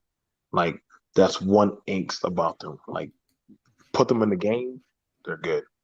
Put them with their team, like if there's League of Legends or something like that, they're functional. But in everyday normal life, like outside of gaming, they really don't have it. Like they don't have it. And that was something about like they have to have a codependency of somebody helping them or setting them up. So I mean, I think the only person I've ever seen that's functional, and believe it or not, there's the top th- three gamers in the world is Sonic Fox. You know who he is. Is that I know it's a black dude. You talking about Street Fighter? Oh no, that would be Punk. Punk, Yeah, yes, yeah, yeah. Punk, Punk, I love Punk. Sam Punk, yeah. Yeah, Punk. Oh God, y'all stay. I didn't even, I didn't even know about that until I didn't know about that till like my buddy put me on. We were doing some programming, Mhm. And what he does, he likes to put like Street Fighter and like Injustice and different fighting games on while we're coding. Mhm. And he was just explaining the whole Street Fighter circuit to me and shit like that. Like pretty much it's like South Koreans and you know what I mean, Japanese dudes and it's only Yeah. like a few Americans in there. Well, well, it's not a few. It's a significant amount, but it's it's mostly Koreans, right? Yeah, it's mostly Koreans. It's an uphill battle. By the time we get most games, now if it's NetherRealm, that's something that, for the most part, um, that we have. Like most American games, we'll probably have a little bit more of a fighting chance. Street Fighter, shit, the Asians dominate that shit. They dominate that. Tekken, fucking goddamn Soul Calibur. I don't give a damn how much these emo kids try. They're never gonna beat the damn Asian kids. Them kids, they literally have arcades. Yeah, bro. And this They is yeah. When I was in Japan, bro, I mean that shit is life, man. I mean that shit is life, bro. You know how we kind of deal with like sports. hmm hmm That's their shit. You know what I mean? Like how we do football and basketball. right, That's their shit. right. And I think, see, and that's to me why, like, that's why I understand, like, the gypsy thing. Whereas to you, it's harder. Like, okay, like a female coming into the gaming fighting circuit, she's not gonna make a ripple, or guys are not gonna give a shit. Oh, hey, I'm a hot girl that has big tits and wears hot glasses and I'm horny. Okay, bitch, like I'm gonna still waste your ass. Like I don't. But you know what's Oh. funny though, man? She's still gonna make more money than them dudes. See, no, no, see, and that's that right there. I can't And get that's the behind fuck. that. And I know That where you is were fucking. going with it too. Uh-huh. Go ahead, bro. Because no, I was gonna say I know exactly what you were going with it too. Because like, yeah, on the stick she getting her ass washed every time, right? But Uh-huh. it's like when you that Twitch factor, man. That shit, that Twitch factor changed everything, man. You know what I'm saying? So it's like, you know what I I, mean. So it's just like, I I, think that's I I think that's I think that's where it hurt. That's where it hurts because I remember shout out I much respect to Betty Boo 321. I love you, dear. And I remember I was so much of a better gamer than her. And she had one time where she just cammed up, and I guess she didn't have her contacts and she had on her fucking glasses. And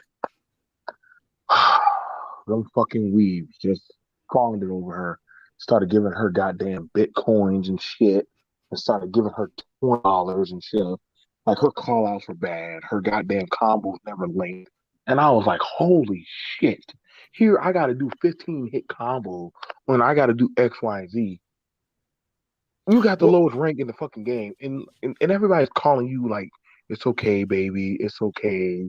I'm keep on going, and I was like, God damn. And I you remember know one time, what, bro? I I'm gonna be honest. go You know, ahead, bro. I'm gonna be honest, bro. I just thought about something. I remember when I was playing Halo, we had this chick we used to run with called her name was Hawaiian Princess, and she was fine too. But bro, Mm, she was actually ill on the sticks. Like I'm talking, she was really ill. Like she was better than me. I'm not even gonna like front. She was like she was actually like the second best player in our clan. No, she was no, she was the second best. She was destroying dudes like for real. Like I mean, and she was actually like fine. Like she was, and that's what really threw everybody off when we finally saw she because we were all like at that time we was all like 13 or 14, but she was like for real sick. I wonder what she's doing now. here's the thing about it, and it's not that it's not impossible because there are a few females. I guess when they play Warzone and shit, and all them games, there are a few females that are good. Um, but I will say that's like fucking goddamn random Neo. goddamn Yeah, person. it wasn't. It's not the norm. I mean, most It, chicks don't even know how to like switch weapons. I mean, you know what I mean? Like she was on some pro grade shit.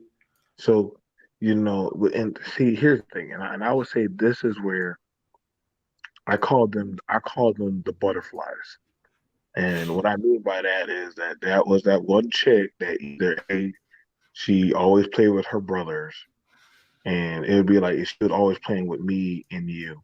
And after a while, she had to get good because all you did was play against motherfuckers that could beat your ass. And so you would stay and keep on playing that game.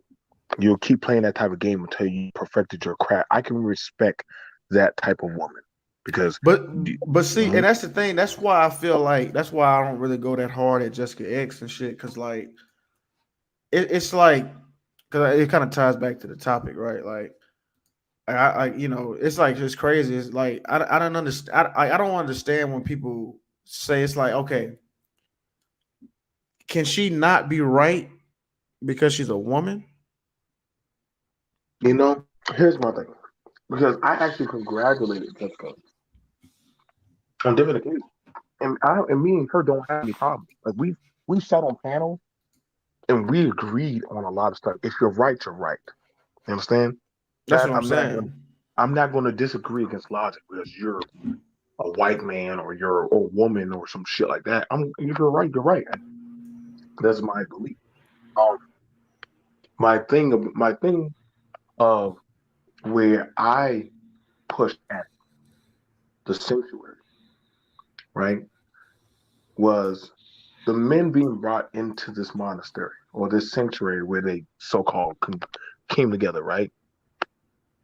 They came here to build, to get their shit together, to actually have their own, to just be able to say, like, hey, this is for us guys. We need this. We got to have this so that way we can have our last Zion, our last beacon, you know. But then it's different. Here's the difference. It's a lot different for guys when we try to laterally go over to the female side, to the women's side.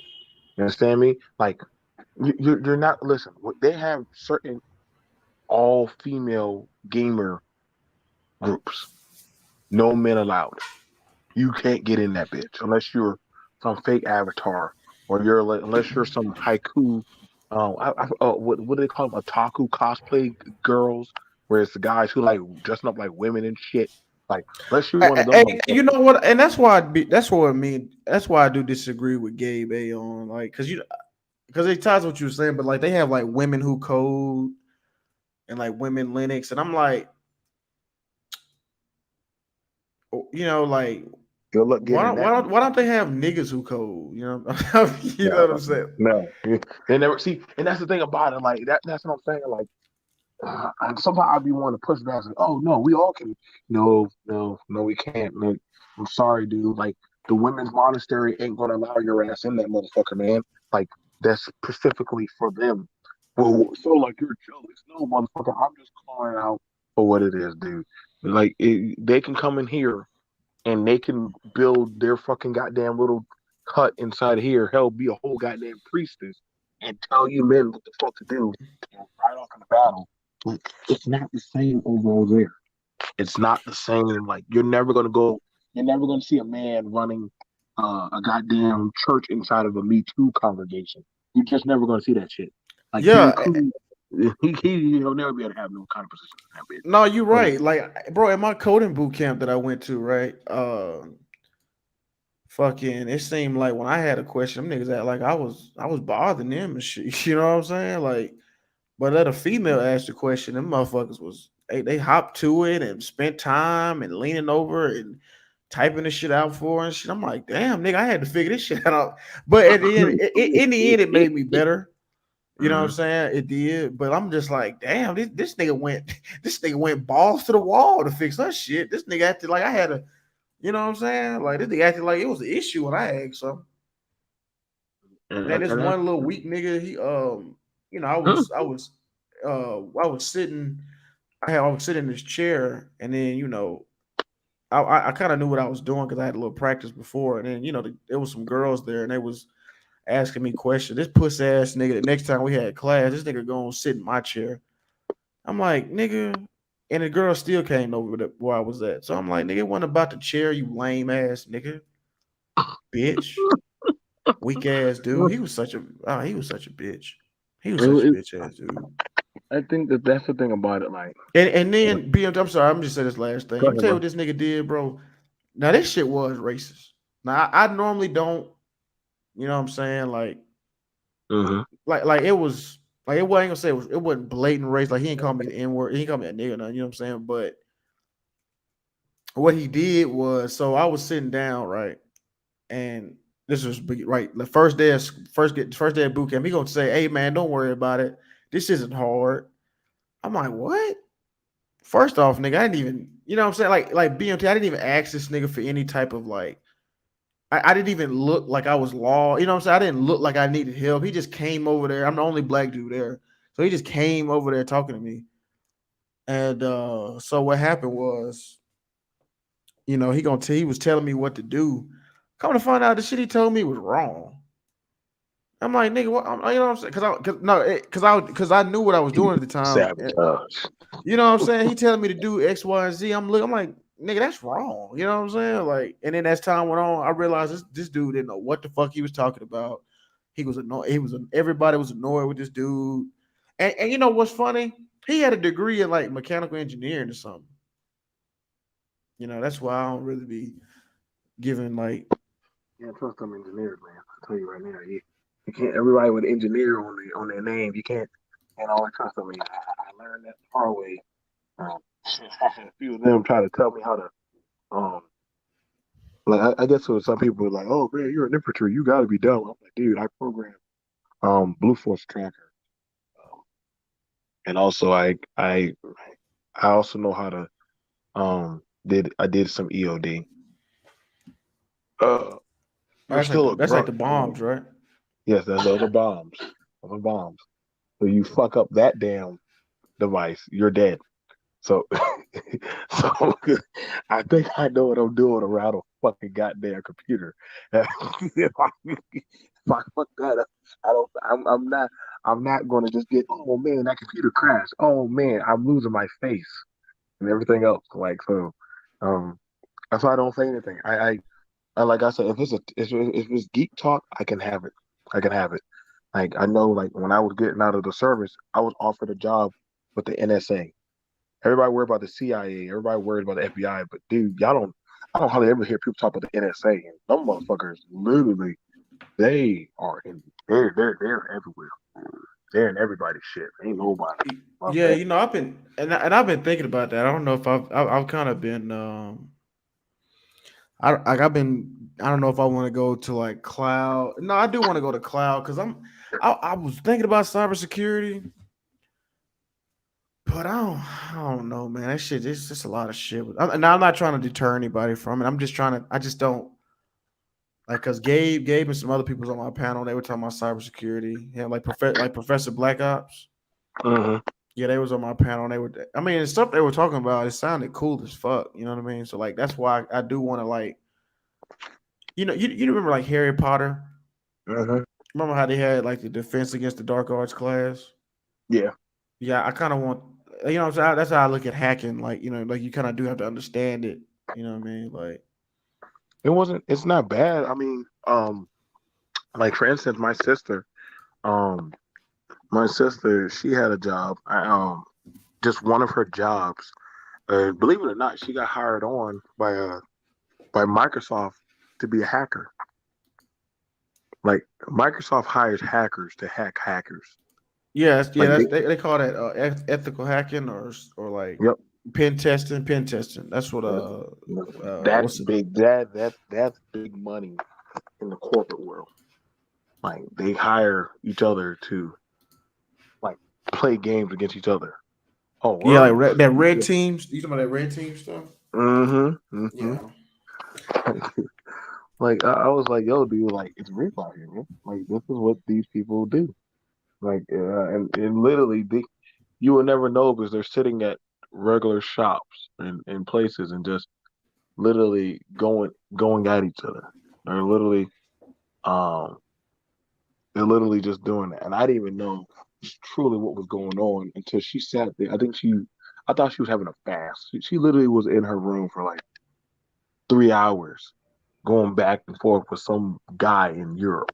And then, and then after that, she found, oh, motherfucker's not in Europe. This motherfucker's in goddamn Africa. God damn. I was like, what the fuck? Like, wait, there's a hacker in what, Africa? She's like, oh yeah, dude, they're everywhere, man. These people are everywhere. But you learn that like, listen, the goddamn the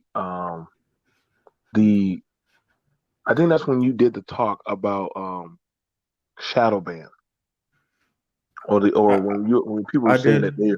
they're being kept out of the Oh, internet. no, no, that's funny. No, it's funny. That is a great shadow ban or black people shadow ban from Ted. That is no, you're right. I mean, that is kind of what you call it, right? That's what they like to call it. But see, they don't actually understand. Which yes, everybody I guess that wants to know.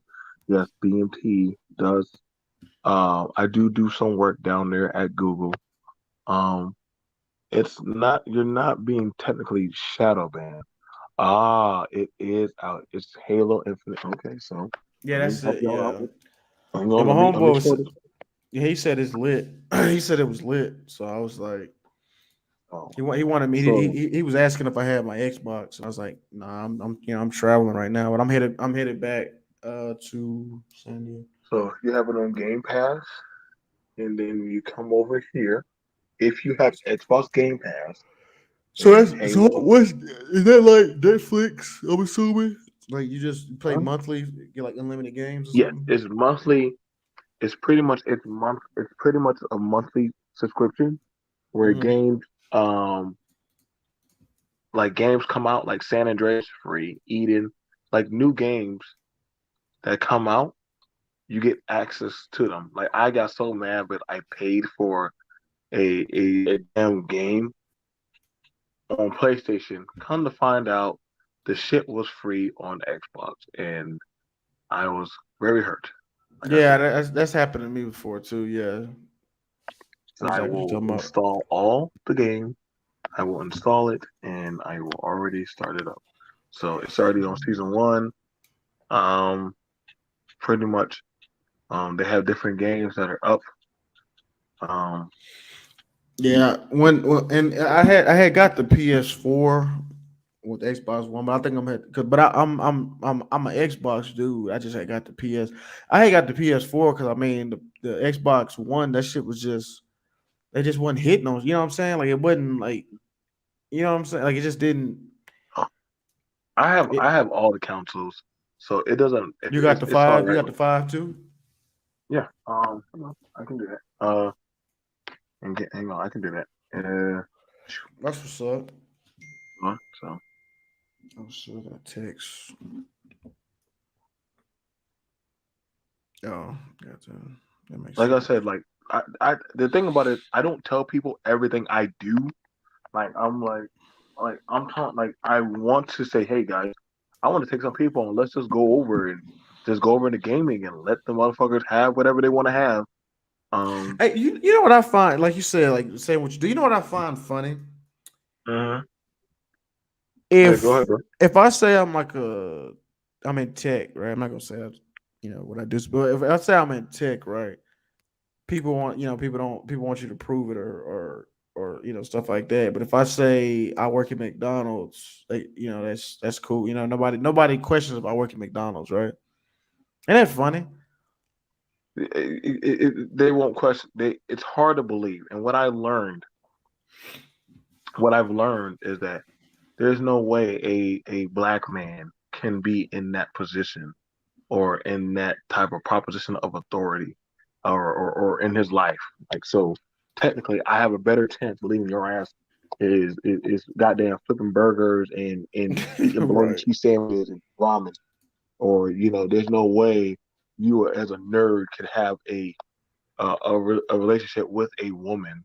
God forbid you you have to be fucked up. So Yeah, yeah, exactly. Like you gotta, yeah, that's a wild dichotomy people have, you know. that's just how they that's how they view people. Ooh, Skyrim is for $13. I might have to put that Oh on this man, list. Skyrim. You know, bro, I never beat Skyrim. I got, when I play like any type of Bethesda games, bro, I don't even really fuck with the story like that. Like I do like all the I don't side either. quests. You know what I I'm don't saying? either, man. I just go off and do everything else but the story.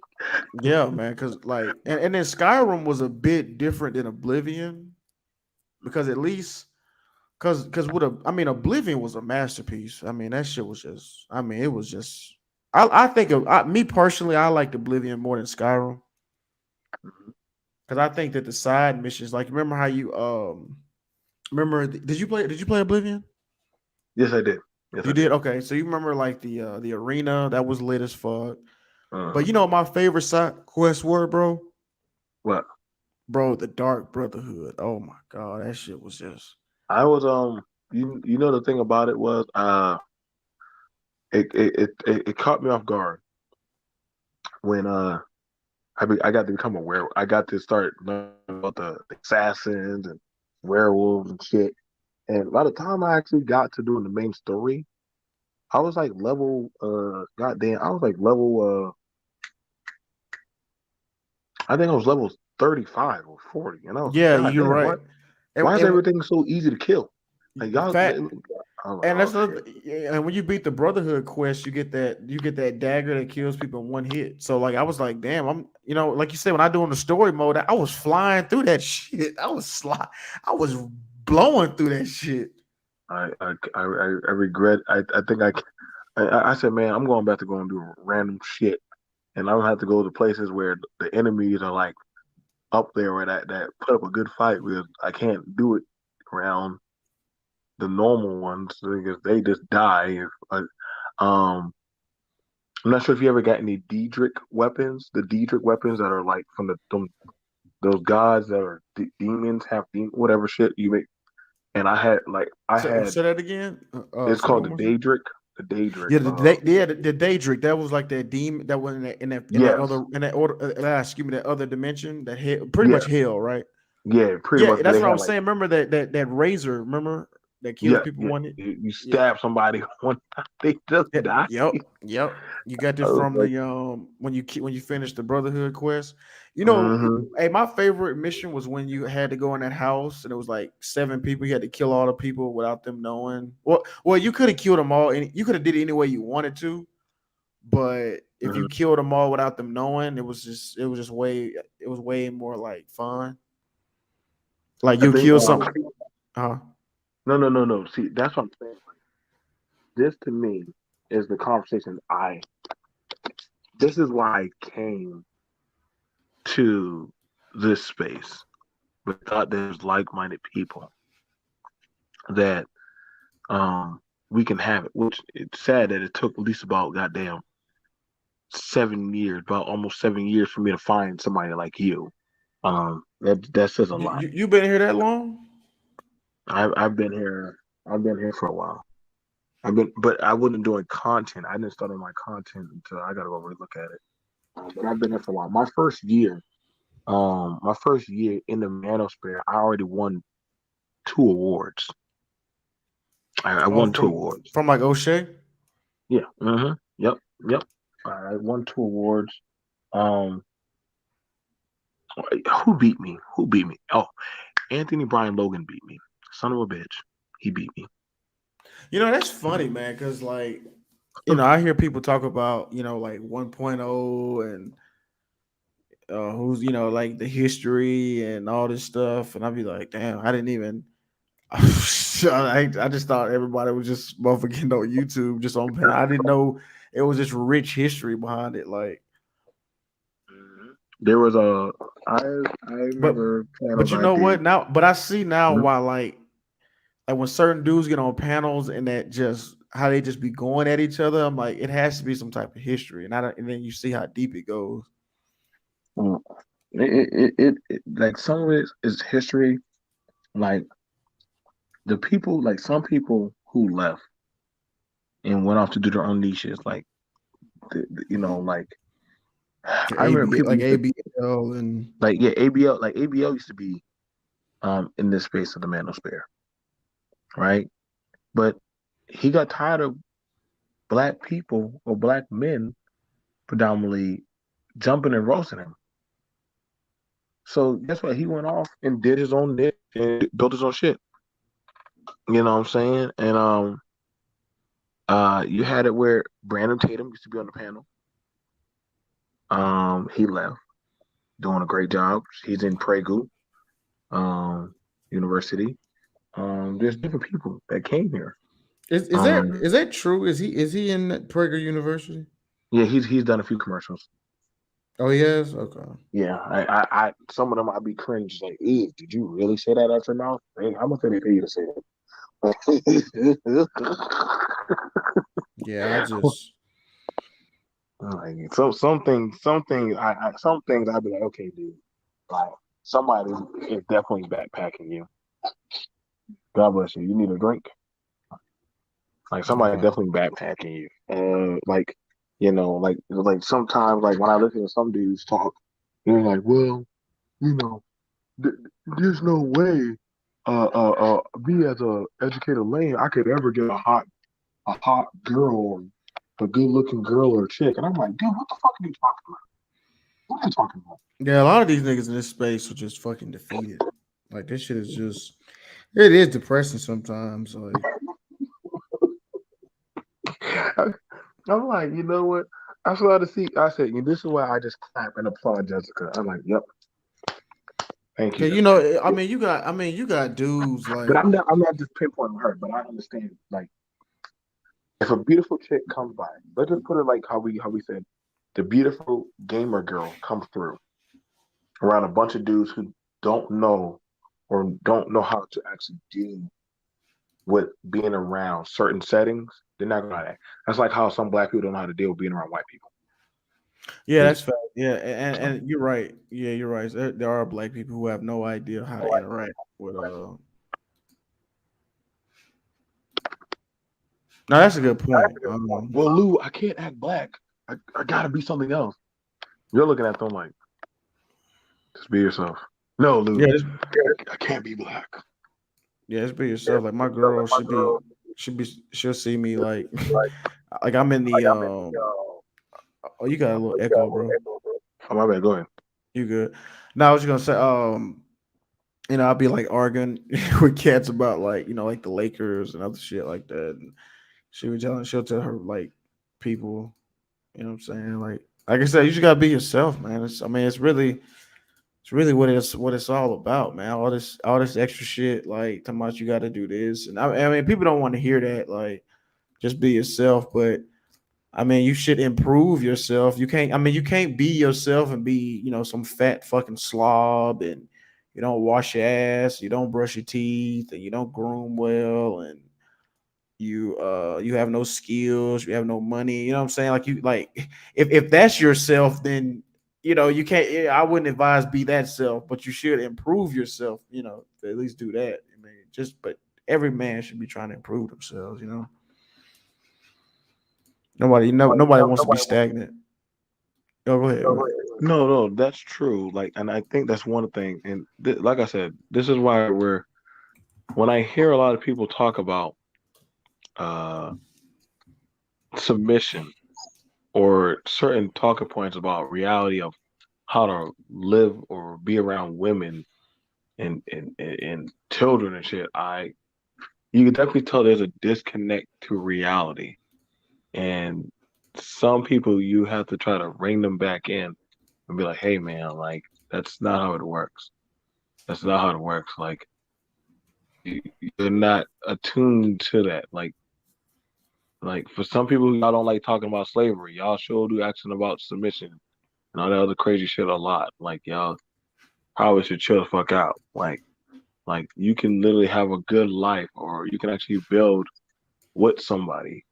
And I listen. I've done seen white guys who play Dungeons and Dragons and have a good woman by their side, bring us sugar cookies and shit, and goddamn Chinese food, and say, hey baby, can you like you know come back after shopping and help us with some shit?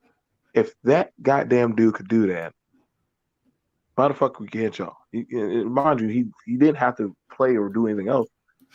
Like she has her world and you got your world. But I don't know, man. This is why I said the sanctuary is a lost talking point. Um, this is why I said this is why it's hard for me to. I don't know how you feel about red pill, black pill, green pill, whatever the fuck these pills are.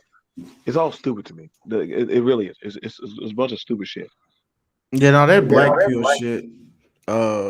That black pill shit was like, I remember all them dudes got fucking exposed. Like, this one dude, man, he was like, I don't know, you ever heard it was like his name was like MGTOW Dictionary. He was I've heard about him. I heard about, but yeah, please man. do continue. I want to hear about this guy. Oh man, they fucking destroyed this nigga, man. Oh my goodness, bro. So how it happened, right? They were like him and like this other nigga. They was like getting on panels every like it was like every like Friday. And actually, I had caught on to him because like, all right, so how it happened, right? Black Man Travels. They had this one dude. I ain't even gonna say this dude name, but he had this one dude on his streams a lot because he was traveling to Mexico, and he always had like this dirt. He always had this gossip on like dating coaches. And then he said like where to go. So I found the channel he was talking about, and like they were doxing these niggas, right? Like they were doxing these dating coaches. Like they were like, yeah, these niggas, look at his wife, and this dude telling y'all this, and he's really married, and he's just, he's a simp. He adopted his all this shit, right? And so one of them dating coaches got pissed. He was like, man, because they were saying this because this particular dating coach, they would call him like a chomo, and say he was messing with little kids and look at this weirdo, all this wild stuff, right?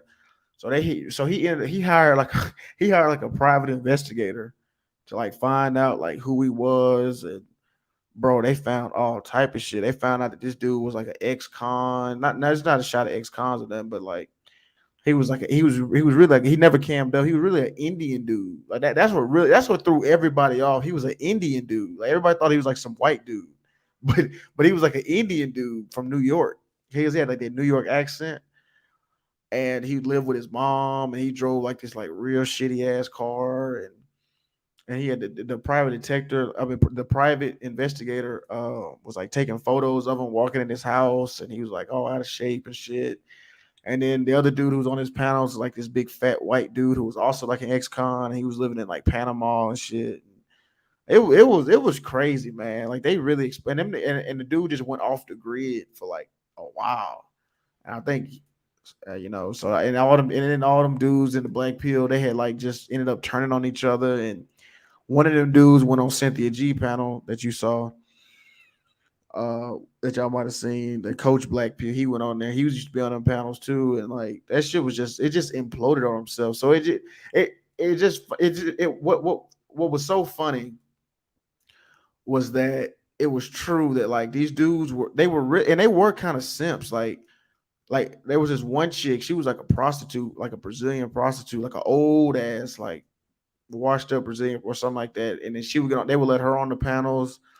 And then she turned on them niggas and called them lames and losers and shit. And it was bad. It just totally imploded. And it was just funny that like, yeah, these black people really are just losers. Like they're not like profound, you know what I'm saying, philosophers or anything like that. They just loser ass dudes.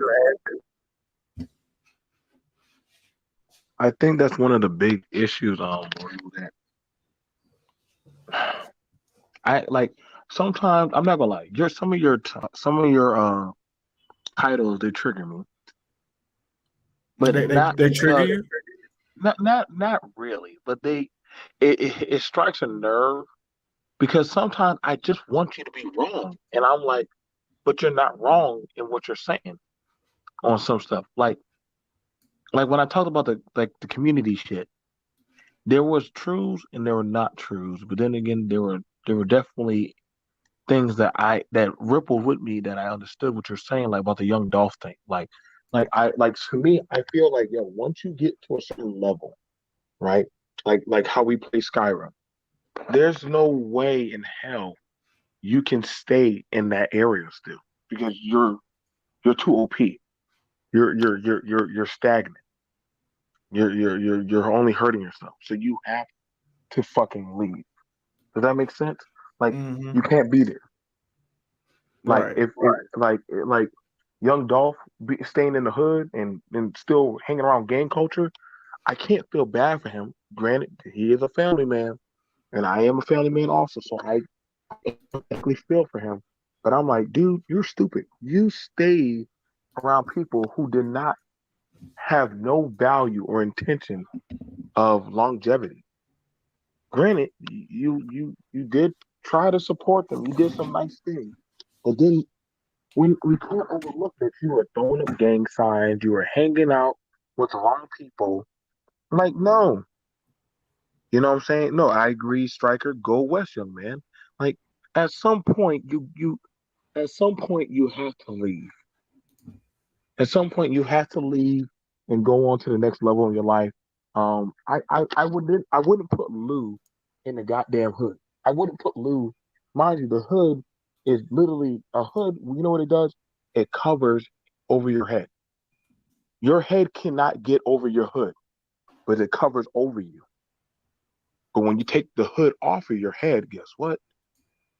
The sky's the limit. You got the sun shining down on you. And literally, you know who told me that? A fucking thug. He said that's why thugs wear hoods.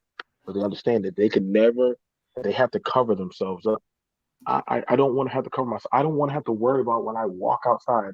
I never seen somebody have to drop down and and drop for cover at the fucking goddamn in the suburbs. Like, and God forbid we have to live like that. But it just this is why I can't get mad at some things that sometimes it does hurt because I am a black man, and yes, I do want to see my people do well. But I also understand that when I grew up, my imagery as a black young man wasn't there. I was that Mm-hmm. kid that played Yu-Gi-Oh anime and TV shows and loved wrestling, watching Undertaker and doggone Andre the Giant and different other shit. You couldn't be a black kid and talk about that shit. You couldn't do that shit. We had a damn that we were pretty technically the gays of the community. Y'all think I'm bullshitting, huh? I mean, I'm no, trying it's now. I know. Yeah, you're right. Like you get like ostracized and motherfuckers be talking shit and no, you're right. It got to a point to where you had to like, I felt like I had to act dumb and you know what I'm saying. I had to act dumb to fit in, and I couldn't. I had to stop playing, all the shit I really like to do, but then I kind of like drifted when I got to college, man, it was such a, I mean, oh man, because it was like college, my freshman year of college, man, I had met just all these other. It was white dudes too. It was like my dorm room. It was a good number of black people, but it was a good number of white. It was like a mixture, and we did everything together, man. We did all the intramural sports. We had a flag football team, a basketball team. We played video games up all night. We were drinking. We would all jump in a car together. It must Like, have been a good time for you at that time. dude, it was the greatest time, bro. And like, what I'm saying? That's why like when I hear people say like this white supremacy and all that shit, I'm like, man, we was all in the we were all broke. You know what I mean? Well, not all of us, but 80%, 90% of us were. And but at the same time, too, man, we was all having a blast. And it I was think it was I think that was that for me, and that's why I said, okay, so in looking at the sanctuary bit, and the talking point of building a space for men, but predominantly for black men to feel like, hey, like I want, I am a nerd. I don't see colors sometimes because guess what? When I play a video game or I do certain stuff, you know, sometimes the first people that actually will connect with you are people that don't look like you. And you and I are both Facts. proof of that. Okay. So we can understand and empathetically understand that. I know some people that are some, what are you talking about, nigga? No, I'm just being honest, man. Like, you know how weird it is to be that kid that's listening to Panic at the Disco or goddamn Or Avenged Lincoln Sevenfold Park. or Lincoln. Oh God, shout out to Lincoln Park. Lincoln Park probably saved so many of us black kids. Yeah, I remember. I remember, man. Yeah, I used to be bumping at Lincoln Park, boy. Oh God, man, you listen, man. Listen, man. Because You better. Lincoln Park is like like those anime AMVs. Oh shit, boy, that was all That's like the go-to. Naruto and all that shit, man. That Yeah, was yeah, yeah. The that was Sasuke AMV. versus Naruto joint. That's like the go-to song for them. Like Lincoln Park is like the go-to. And I had like a montage I had made on YouTube one time of me playing Gears of War. It was so shitty, but I had put Lincoln. I had put Lincoln. No, I did. I put another song on there. No, I put Breaking. You ever heard of Breaking Benjamin? Yes, yes. Yeah, I put Here that. I stand, open in bed. Yep, that's it. Yep, Let me that's shut it. my Yep, corny ass up. yep, that's exactly it. Yep. Yeah, that's you know it. So God damn, Bill, y'all yeah, man, that's ignoring the white man to me. I try to keep him at bay at times.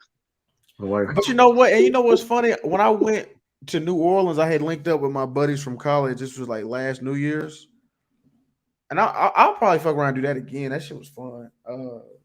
We had went out and played football and stuff. It was fun. Uh, and it was just some good times, man. But yeah, I mean, this shit right here, man. This nigga tube and all this shit, man. I just That's can't. why I call this place nigga tube. Yeah, I've been calling nigga it land. nigga. I just can't do it, bro. Like I was talking, because like before the pandemic, I would have never been involved in some shit like this. So I just, you know what I mean. Like I don't even know how I got it, like how you said, like when you said about Petty the other day, you was like, I regret even getting caught up with this algorithm. Like I don't even know how I got I caught do. up in this I shit. do. Like I do. And I literally have it. And I'm gonna tell y'all right now, all my all my all the people that I'm coaching and mentoring at where I'm at, I have forbidden them to even come to this space. Now, Lou, you could, if I'm wrong, I'm wrong, but I just told them this space is not conducive to y'all growth as no, it's content not. creators. That's a good point, bro. This shit is not. It's not, bro. It's really not, like at all, bro. Like it's not And don't conducive to worry, growth one of them at put up all. a good argument. We even had an open elected debate, but I told them this as a senior and as a mentor, it's my job to protect y'all. And Google has a search engine, the place where if you, let's say you watch a certain channel, the channels that are related to that channel are going to pop up in your feed and also them talking points. Yep. So you start getting dragged in. Mm-hmm. So that's why I am very protective of them. Like I say, hey man, you don't talk like this, so you don't need to be around this. Listen, Tommy, you don't have issues with dealing with women. Your issue is literally talking about building you know, compressors and shit. Like those are things I want you to worry about. And so that's what I have no focus on. Like stick to your passion that doesn't get you caught. Like y'all be surprised. That's why y'all when people were like, Kevin Samuels broke 1 million.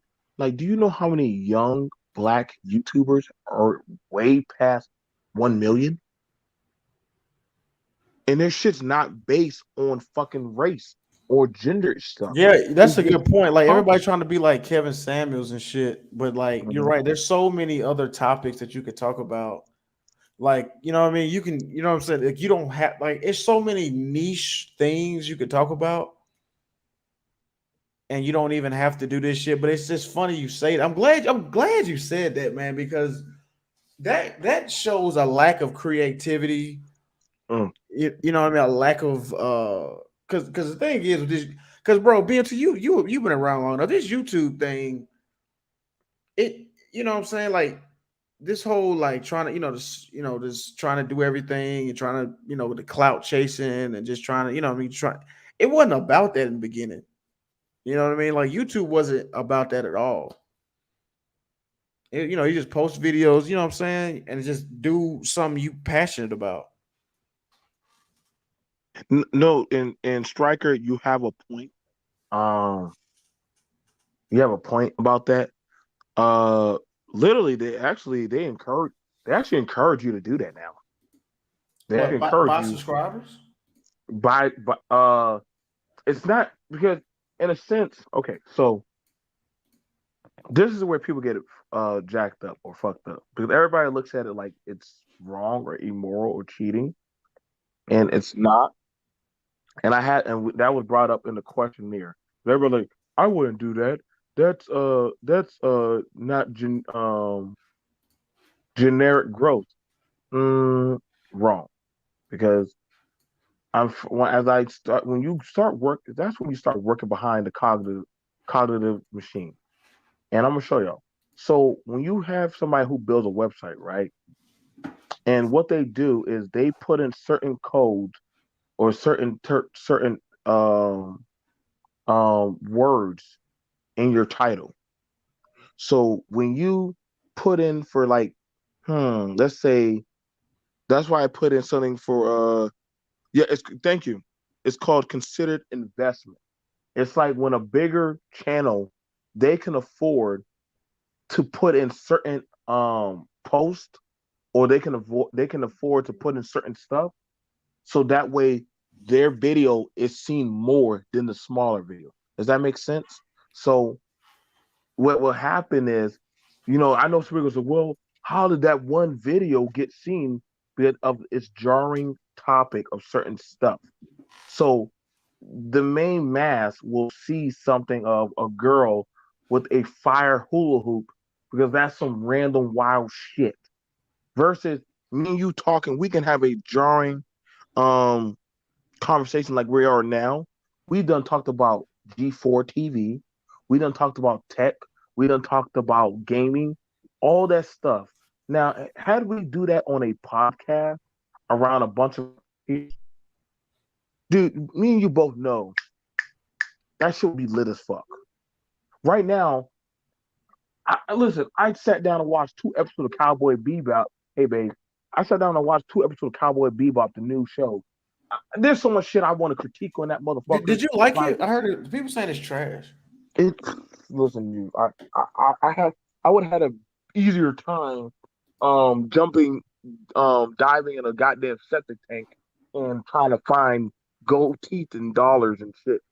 And like Damn, it was shitty like that. man, it made the harder it fall look like an Oscar. Damn, because they are tearing this shit up right now. I mean, I was like, at first I was like, damn, do I even want to do a review? No, you know what we can do? Because here's the thing about it. It is our job as reviewers to still see it through. It's like think of it like Theater 3000. Even though the movie is shitty, they still watched it. No, you're right, and And I do enjoy watching bad movies because it's fun. It's more fun to roast it. You know what I mean when it's bad. exactly, and that shall be our. Can we have a show called the Movie Roasters? Like I would gladly get my shit and I'll go sit through and just torture myself. Um. Oh, DJ Killzone said he loved it. Oh, you love the DJ It's, Killzone? All right. I ain't Hey, mad at I DJ don't. Hey, Killzone. I mean, hey, some people like stuff. Some people love stuff. You know, I mean. Listen, man. Like some people love goddamn. You know what? There are people who like Icy J Fish. You hear that Icy J Fish? Oh yeah. I'm trying to think of one of the songs I heard. Somehow he has a whole fan base of like 500K followers. I'm like, how? How? But in his mind, he's winning. You know what I'm saying? So if somebody had never seen, oh man, like I said, I'm going to check out the critical drinker. Like it's one of those things where it's one of those things where, and this is the thing about some people like to hate watch things. Some people like to just critique things, and some people will do it for the journey. Like I force myself to watch Harry Potter 1 and 2, and I'm like, these kids are stupid. I don't understand this shit. Oh, Like, you didn't like Harry Potter? uh, listen, you, I'm saving my energy for goddamn. If you would have, I would have either time you threw me in Lord of the Rings, and I'm like, all right, I'll take my chances with these goddamn orcs rather than be in that goddamn school. Man, I was Team Slytherin all around, man. I'm like, they just made more sense. I didn't understand Gryffindor, and they didn't even really talk too much about the other school. I think there was like 3 schools, like three what is it? Slytherin, Gryffindor, and nobody knows who the fuck the other school was. But for the most part, they didn't. No, nobody gave a shit. They were like, "Well, Harry," and I'm no offense, y'all. Harry wasn't even the smartest wizard. He was so stupid. Like, but I'm like, how the fuck is this guy like even like the chosen one? How's he even the chosen one? Because there was another kid, um, Tweety or some fat Oh, kid. Neil. Yeah, Neil was also the chosen one. He had the same type of backstory like fucking Harry. Yeah, because So when goddamn both of their parents got huh? killed by Voldemort. Right. So when Baltimore tried to fry his ass, Harry died. Neil didn't even die. He was like, "Yo, I can fight back." I was like, "Well, ain't that a bitch?" Like Neil, you didn't even go through the shit Harry went through, and yet nobody covered your shit. And yet Neil actually. Here's the funny thing: Neil graduated from Hoggle whatever shit. Harry didn't even graduate. Harry fucking dropped out of school and got some ghost coochie and had a whole baby. And goddamn, Neil actually got a whole job in Wizard Society. So I'm just trying to figure out how the fuck are you the hero? Y'all don't want me to go on, y'all. I know you Harry No, Potter and freaks are gonna come at me. what well I'll, I'll, they I'll, I'll what huh? they had a book. What up, Doug? Oh, what's going on, Doug? They had a book though. It was like 17 years in the future, and he ended up being like on the Ministry of Magic, Yes, and him and what's her name? They got married. Hermione, No, not Hermione. Hermione married Ron. which I don't even He understand how that married shit worked. he married Jenny. If I'm not Yes, he mistaken. did. He did, Jenny. Yeah, he Like, married. God damn Yeah, it, boy. I and and swear these kids are stupid. and what's so funny is that so they had 2 children. The oldest, no, they had 3. They had 3 children, I believe. Or was it 2? I can't remember specifically. I'm a little fuzzy, but the oldest was like the oldest was like the star, kind of like the popular kid and everything. And the Uh, youngest one was like this nerd. He was real shy and everything, but he ended up uh Voldemort ended up trying to get through him and what's his name? Remember Malfoy? yeah. Well, he had a daughter, and I can't remember specifically how it went, but it was like a book on that. He said Harry did graduate. Yeah, I think he did graduate though. But yeah, I mean that's crazy. You said you didn't like Harry Potter. I just like the first person I've heard who's read them said they didn't. You read them all but didn't like them. How's that? Oh, you watched the movie. Yeah. Yeah. I mean, like I said, I've seen them all. I've seen them all. Here's a more interesting thought. You gotta read the books when they come to Harry Potter. Here's the interesting thing. The author that wrote Harry Potter, this is what's gonna really fuck y'all up. That white broad, she wanted J, J, Hermione to actually be a J, black girl. J.K. Rowling. Yeah, she wanted Hermione to be a black girl. I can see And that because there was a character in the movie that kind of, uh, I can see that. I mean, like there's no reason why she. Well, you know what? You know why they probably didn't do that, BMT? Because like in the book they call her a mudblood. see. Here's the thing, but see, and So that's so why so it would have made sense for her to be a black girl. yeah, but bro, that shit. I don't think the Man, world was. fuck, I fuck don't that. think See, shit was that, ready for. see, I don't this think is they was what ready I'm for that because saying, it's a kid. man. Like, Because this is it's a what I'm kid saying. Like, movie. reality and mysticism. Uh, Yeah, this but is it's what a I'm kid. saying. I don't think they was. I don't think they was trying to get that crazy with it. You know what I mean? Like, Oh no, oh, because they were kids. They didn't want to hear no mixed breed child getting made fun of by by other by a white boy getting no, her no foot mud, fried. no mud blood means your parents aren't Fully magic. magical. Yeah, like you just We in. know what that meant. Black You know what I'm girl, saying? mixed child. It wasn't like yeah, it wasn't like because that's what happened with what you call it was like that like where they I think what I can't remember who was like that. Was it Voldemort? See, Somebody was like that. see, y'all don't want this smoke from BMT. And I told y'all, I can be. Listen, Man, I'm in the and Harry Potter. I'm in the anime community. Y'all listen, y'all can't handle even seeing a black person cosplay as a white person. Y'all, them damn we freak out. Hey, Jiraiya's not black. The fuck are you thinking? I don't give a fuck. But see, and that's what I be talking about BMT. Like, can you say that the fact that black people like get offended at everything is the reason why they didn't do it? Like, and that's actually like stifling a lot of I don't, black but characters here's because the thing nobody about wants. here's the thing about it. I don't think black people would have got offended. I think other, I'm gonna just I can't I got proof. You saw what happened. What happened on Star? What happened in Star Wars? Come on now, Lou. What happened in Star Wars? You mean well, when Mace Windu died? No, not Mace Windu. You ain't get that one. What happened? What happened with the Starship Trooper? Should have never. Oh, you talking about that new bullshit? I don't, You should have never took that helmet off. I haven't seen the Disney, but I haven't seen the Disney one. Oh baby. I was about to say, I thought you, oh yeah, because I haven't even seen 7, 8, 9. No, right. No, you're right. Mudblood means one parent is human, the other parent is magical. Um That's what I was saying, Doug. Exactly. Yeah, no, if Hermione was black, it would have been controversial. Hey, Doug, now here but here's the thing about it. Was Voldemort a mudblood?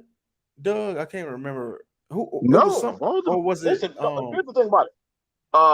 I mean, with Voldemort, believe it or I not, think Voldemort I was think like a Baltimore was a fucking Hitler. mudblood. That's why he was so kind of He like was Hitler. yeah, He was the Hitler, Hitler exactly. of Yeah, the Hitler. magical Yeah, world. exactly. Yeah. I think he was a mudblood. You know what I'm saying? You gotta understand, like there's not that many movies. And I listen, I don't bang on race for movies, but then again, I know how y'all, you know how I've told you, how sometimes imagery, sometimes it can matter. Like, some shit, is just there, and I don't have a problem. Like, if it's a good story, like people look at me, BMT, Back to the Future. Yes, a kid time traveling with an old man. Shout out to Rick and Morty, one of the most successful um series shows that's literally built off Back to the Future. That's why I call Rick Morty. Marty McFly. You know, like it's just like the thing about it is What, it's just the what's your point? now I'm the confused. thing about okay the premise of this is like okay oh Black Captain Marvel okay hold on trivia the Black Captain Marvel was sexier than the blonde one just saying also key fact the Black Captain Marvel was actually much stronger. It's actually much stronger. Shout out to Stan Lee. Stan Lee, goddamn brick. Now, the thing about it was this, and actually, I'm glad you brought it up, Striker. Some, it was harder to sell black characters in comics than white ones because nobody wanted to see them motherfuckers. You know what I'm saying? Like and me and Sean, shout out, and I got to drop the link for you and Sean. But it's just harder. You know what I'm saying? Like, granted, we all know the meaning behind the X-Men, right? We know that meaning of what that was about, you know. But it was just harder to sell that type of stuff to certain comics. Like, it's actually easier to sell the ideology because the ideology isn't based on skin color. It's just a message. Does that make sense? Yep. Mhm. Um, but the thing about it was some people were hung up or hooked up on goddamn, skin versus just the message. So I understood um comics niche is Caucasian nerds. Yes, it is. And they're the biggest buyers of comics. They are. They just are. Granted, I am very thankful my grandma um And I mean too. I mean, white people make up what 80% of America. I mean, so it's like it's crazy to think that you're going to be represented as much as the demographic of people of that country or people making it. So you're going to have more writers who are white, more artists who are white. I mean, it just is what it is. no Just like in that's true. Africa, you wouldn't. Well, I don't know. Maybe in Africa, I don't know. You might find white characters in Africa. To be honest with you, that I think about it. Now here's the irony of that. Here's the irony of that. My first movie, like, I was very thrown off watching the old school movie, The Ten Commandments. I'm not sure if you ever seen that movie, The Ten Commandments. I forgot who was the main actor that played it. He played I'm not sure he played Ben Roy or Ben Hur. But majority um like when I saw Moses was a white man. Hell, all everybody got there in Egypt was white. I forgot. Damn. Hey, white people in Africa. Look, look, you know Well, who you what know who brought happens? that up to you? My uncle. You're like, he telling me ain't not one damn black slave. I mean, the movie. Hey, shout out to the Ten Commandments. The Ten Commandments is still good. Charlton Heston. Yes, thank you. Goddamn striker, get your ass up here. Now, it was like again, it was a great. The Ten Commandments will always be my favorite biblical movie. But I was like, well, damn, they better never do accuracy, this motherfucker. Because goddamn it, Billy, shit, y'all ain't gonna like the way seeing a bunch of Negroes get whipped by slaves. And Egyptians don't look. I mean, they're not black. Like some of them are black, but they're also like light skinned. They're like between Persian and Greek. A lot of them. So you got to see a lot of them motherfuckers. And I don't think anybody can handle seeing that kind of shit. Them getting ass whipped. You know what I'm saying? Um, yeah. Thank you, Karen. Karen. Like she would have been. But the thing about it is the context. And you know how you are about that, Lou. About goddamn, hey, need some kind of accuracy or some shit. And I don't think some people can handle that type of accuracy of seeing certain stuff. Dude from the King and I was the Pharaoh. Oh yeah, actually, come to think of it, they actually did tie together. They actually did tie together. Um, it's like I see. It depends on what dynasty. True. But if you're talking about the Hebrew and Israelites, listen, man, that goes back. You're gonna have a lot of darker skin complexion and Persians running around in that motherfucker. You ain't But gonna but see that many goddamn white people. I but, mean, but look at here's some of my Mark thing. Anthony. But Go here's ahead. my thing with that, right? Oh, you got a little echo, bitch. Go ahead. Go ahead. My bad. So like we talk about the like. Here's my thing. Okay, so is it that they were black or is it something else, right? Like let's look at the Moors, right? Was it the fact that they were they successful just because their skin was black, or was it the fact that they were Muslim and they had weapons and they had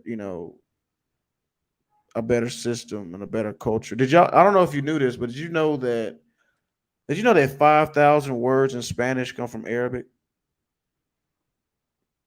Because you I did know it. not know that. Continue. Yeah, because when they had Spain when the Moors had Spain that long, they just their culture just took over it. You know what I'm saying? So yeah, 5,000 words in Spanish come from Arabic. I would raise you this. The Egyptians were just that advanced.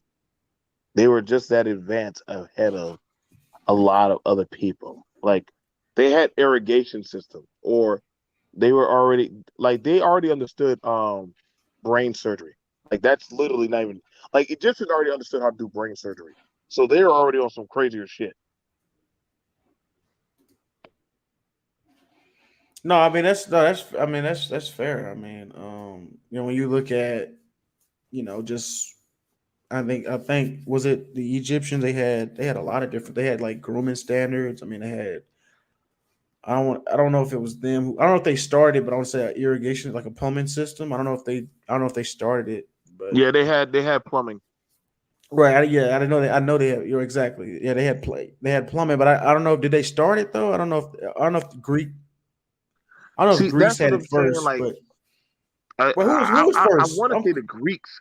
Yeah, I think I would want to say the Greeks were doing it, but then again, the Egyptians they done found out that looking at some of their the Egyptians they had run water that was traveling through their home. Like so, they took a shit. It just ran off into the Nile. And that was it. So um yeah, yeah. I was thinking with the Moors. They said that like in those cities they had just there was like a whole bunch of places to bathe. They said like the Moors would bathe like 7 times a day. You know what I mean? Like that's what I'm saying. Like, is it due to being just black, or is it because of a culture? That's why I'm always with, man. I'm always with the culture aspect of things. It's not just a skin color, man. It's like it's a customs, a culture, a community of minds type situations. That's where I'm coming. Okay, so Doug, thank you, Doug. So the Greeks learned from the Egyptians. Yeah, I just didn't know who was. Yeah, I figured it was the Egyptians first. you know, we're also joined here by my good friend, a fellow wrestler, um, striker, and also a fellow vet. So we have some, and I think that's one thing why I definitely love.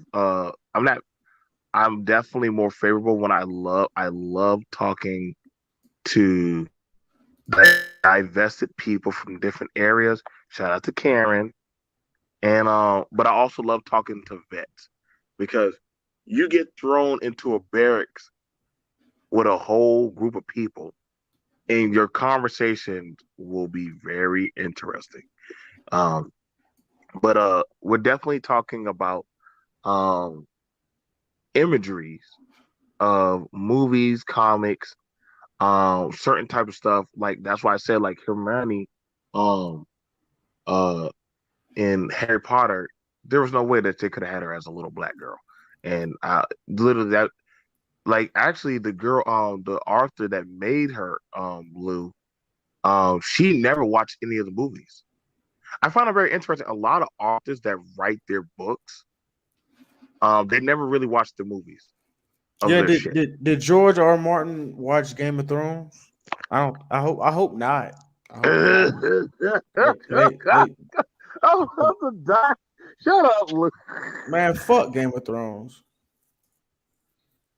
That shit, man. How do you end it like that, man? That shit. Did you see it? Did you see Game of Thrones, DMT? Yeah, I started watching some of it, but I was like, Jesus Christ, like all that work and definitely you know what, you know what, it kind of fucked me up. People started killing it for me, and I just thought Karen, but I was trying to play catch up, and everybody was just, I don't know how the ending wasn't really got really bad, but they just started throwing out all of the spoilers, and I was like, okay, No, okay. no, the dudes who the writers of Game of Thrones, the two dudes, they were writing I believe it was Avengers Endgame. I believe they were writing Endgame, if I'm not mistaken. They were writing that new Avenger. They were writing the Avengers movie. So they just threw some shit together. Like, like you got a paper, uh, you know how you got a paper in college and you just throw that shit together and you don't give a fuck. That's exactly how the last season was. They're Man, like, they fuck it, shit. I accept my grade. Man, man. I wish somebody. Man, let me tell you, this shit was so fucking stupid, man. Like, bro, they fucking. Oh, I don't even know where to begin. Just roasting this shit. This piece of shit. I mean, I felt so betrayed. Like I felt like I wasted so much time. And you know what's funny? Because it was I believe it was 8 episodes, right? The first 3 episodes were trash. You know what I'm saying? Like at first I was like, all right, man, because I'm invested, I'm gonna keep watching it. That fourth episode, I called my homeboy. I said, hey man, this shit garbage, bro.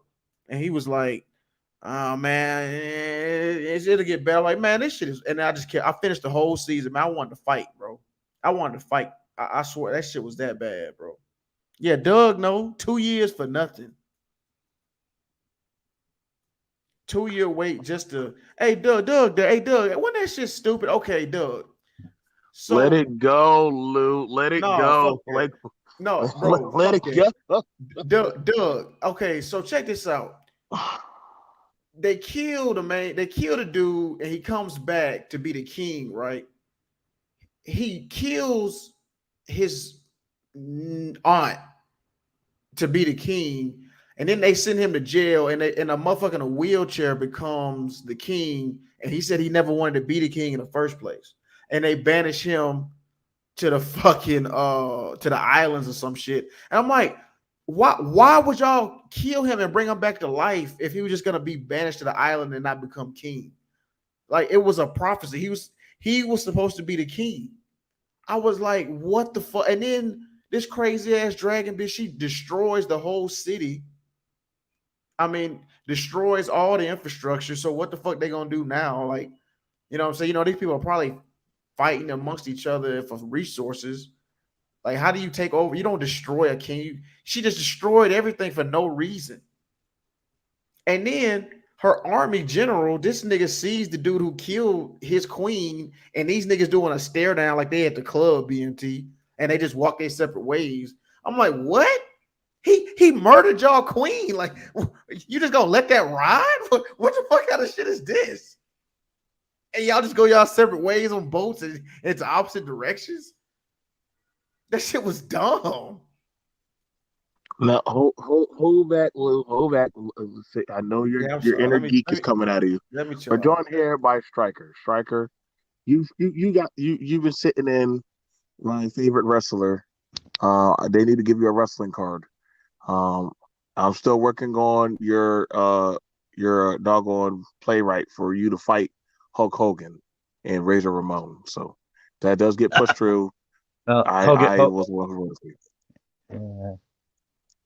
uh, Hulkster's been losing weight, I hear. So you guys might want to pray for the old man. It sounds like his health's not doing too good. So Oh man, little news from the wrestling. I'm gonna be hurt, Hulk Hogan. I'm gonna be hurt if Hulk Hogan. I know a lot of people say, man, he's racist. I don't give a fuck, y'all. In my eyes, Hulk Hogan's still an American goddamn icon. Go ahead. Well, people get pissed off. They say stupid crap when they're pissed off or drunk, you know. And this guy was referencing, remember, was banging his daughter. And as far as he was concerned, the dude had no viable options, you know. It'd be one thing if she was dating Kanye West. So, Right. you know, Hulk had the guy pegged. Notice you haven't heard anything about this guy ever since that blow up. So he was just someone clout chasing, looking to say that he was doing Brooke Hogan or dating her, you know. So that is No, what that no, no, is. and that's fair. That is fair for uh as a father to say, hey, I'm not gonna judge somebody for what they say behind closed doors to their family about, hey, like this kind of guy that you're bringing around. Um, Shit, y'all don't think NBA players probably say the same shit about people who date their daughters. But hey, don't be fucking around with those type of people, man. Like, no, we only date our type of people, our epsilon. But go ahead, like, go ahead. Oh, I was trying to get back when we were still talking about Captain Marvel, and you invited me to come up. So Great, yeah, great. cheap phone Okay, gets cheap results. so let's get at that. And I meant we and I was talking about imagery.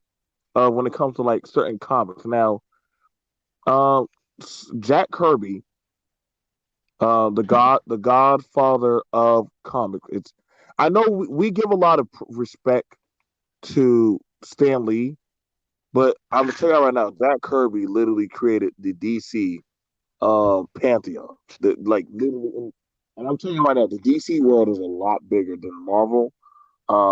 Except Marvel just killing in the box office. But also he also was friends. Him and Stanley are really really good friends, and so they made both worlds. DC But world isn't touching Marvel's world. huh? I said the DC universe isn't even coming close to Marvel's world. Marvel universe is, I mean, just enormous. I mean, it's just, I mean, they have different galaxies, different Earths, different universes. Like DC is Uh-huh. not even. I mean, I know what you're saying. Like, you're right with the characters. I mean, I'm sure. I see. What you, no, you're. I'm not disagreeing with you. You're saying like the size of it. I'm saying like the power and like, you know what I mean. Like the Here's how here's how no. I think Marvel still has more people, if I'm not mistaken. here's why I say what I say. When you're having it where Batman is talking to Lucifer Morningstar, you know what that is? Like, Yeah. okay, so they've had that conversation. I don't know that many people in Marvel that can rival Lucifer Morningstar. Like, that's Mephisto. literally angels. Those are angels that they're talking about. Like, literally, that Batman and Superman are talking to. That literally, they're like, we can't get involved because it's just not fair. Like, the only person that is literally coexisted in both worlds is the one above all, and literally that is God Himself.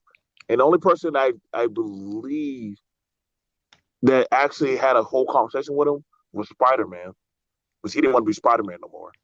And I forgot who talked to him in the DC universe, but oh yeah, and of course the Fantastic Four, fuck them, they get to talk to everybody. So they're in their own. They're in their own. Goddamn, Reed talks to everybody. He don't give a shit. But I get it. I get it. What Lou was talking about. Um, but one of the things about it is the representation that of how this is why I like comic books and why certain agendas of powers that be they're trying hard to rewrite comic books like Wonder Woman now. I can't make this shit up. She is a trans black Cuban um uh woman, and she's the new queen. She's well, no, she's not the new queen yet, but How she end up she'll be being taking Cuban? How did they spend that? how they spend that. So okay, so when you die as a Where did woman, Diana Price go? look, fuck, fuck that. It doesn't matter. It doesn't matter anymore. Fuck that. The new Wonder Woman is a you are just insensitive, both of you, and we will reprimand y'all as soon as this show's over. Now, the new Wonder But Woman, what striker? I'm telling you about this new Wonder Woman we that's gonna be fucking amazing. That literally is a her name is Bia, or Bia is BIA. She's a trans woman, black, Hispanic, you know, trans. Hmm. So Yeah, that's so pretty. That's so Greek that's Mediterranean women are going to lose. I get that. That's pretty progressive. Greek Mediterranean women are going to lose their role model, so trans women can get a role model. How fair? Yeah, I know, right? And A you lot know of New what's funny? Yorkers are going to be upset. Who's that? Sean? Was it Sean? Yeah, yeah, my bad. I wasn't looking at the Yep. screen. You know, it was funny too, right? When they turn Superman black, it's like they forget about Icon. You see what I'm saying? Like, there's already a black Well, I superhero. Like, there's already a black type of Superman. Like, why not? Why be so intellectually lazy in turn. You know what I'm saying? Like we Mhm. all know Superman's white. We all know Batman's white. Like, why are we? I don't agree with that. I don't like that shit. I think that's like placating to black It's people and shit. That's they're just being unoriginal. They're taking like it's a sports car. It's a Ferrari. Ferrari with white paint, red paint, yellow paint, still a Ferrari. They just figure we're dumb enough to fall for a new coat of paint and that'll raise the sales back up. It's like, no, right. the engine of the comic is stalled. Reboot, make a new engine and a new model of car. Some Okay. characters, All right. their arc, and that's it. That if you read the old Image comics, for example, Darkhawk, he dies from AIDS. But dude, does he go out? You know what I'm saying? His final issue, he's Yep. fighting Bloodhawk or whatever that guy's name is. And he winds up, and then they leave the possibility that he'll have a female pick up his mantle. But they never said, "Oh, Darkhawk's coming back from the dead." Image had some good things, despite being kind of cheesy in some ways. It had some really good stuff going for them. Same for Spawn. Do we need to make a remake Spawn as a white character or a Hispanic character? No, he's Spawn, and Or Spawn was a yeah. black man. No big deal. Right. Or do we need to make Blade as a? No, you can't change Uh Blade. huh. But Exactly. Blade was a badass in the comics too, by the way. He was no, Dracula's offspring. They had to revamp right. it for the movie with the whole Deacon Frost crap, but in the comics it was Dracula that did the whole deed. Yeah, that makes way more sense too. Well, Marvel, Right. Dracula is the king of the vampires. What's that make Blade, guys? Freaking vampire Prince. hunter D level power. Yep. And that's what makes it so. That's what makes it so ill. You see that? That's perfect writing. You know what I'm saying? But he doesn't have to be. You know what I'm saying? Like he's written well. He was created well with a great story and a great plot. Like a great plot and a great origin story. Hmm. I mean, and he just happened to be black. That's why I don't. No, I'm not a big fan of Well, this shit that's going let on me let right me ask now. you this: did you guys catch the Dwayne Johnson Hercules film Uh or oh The Rock as you know, Hercules? I wasn't trying to see that. I didn't think it'd be, you know. Well, I caught it. Doing my token.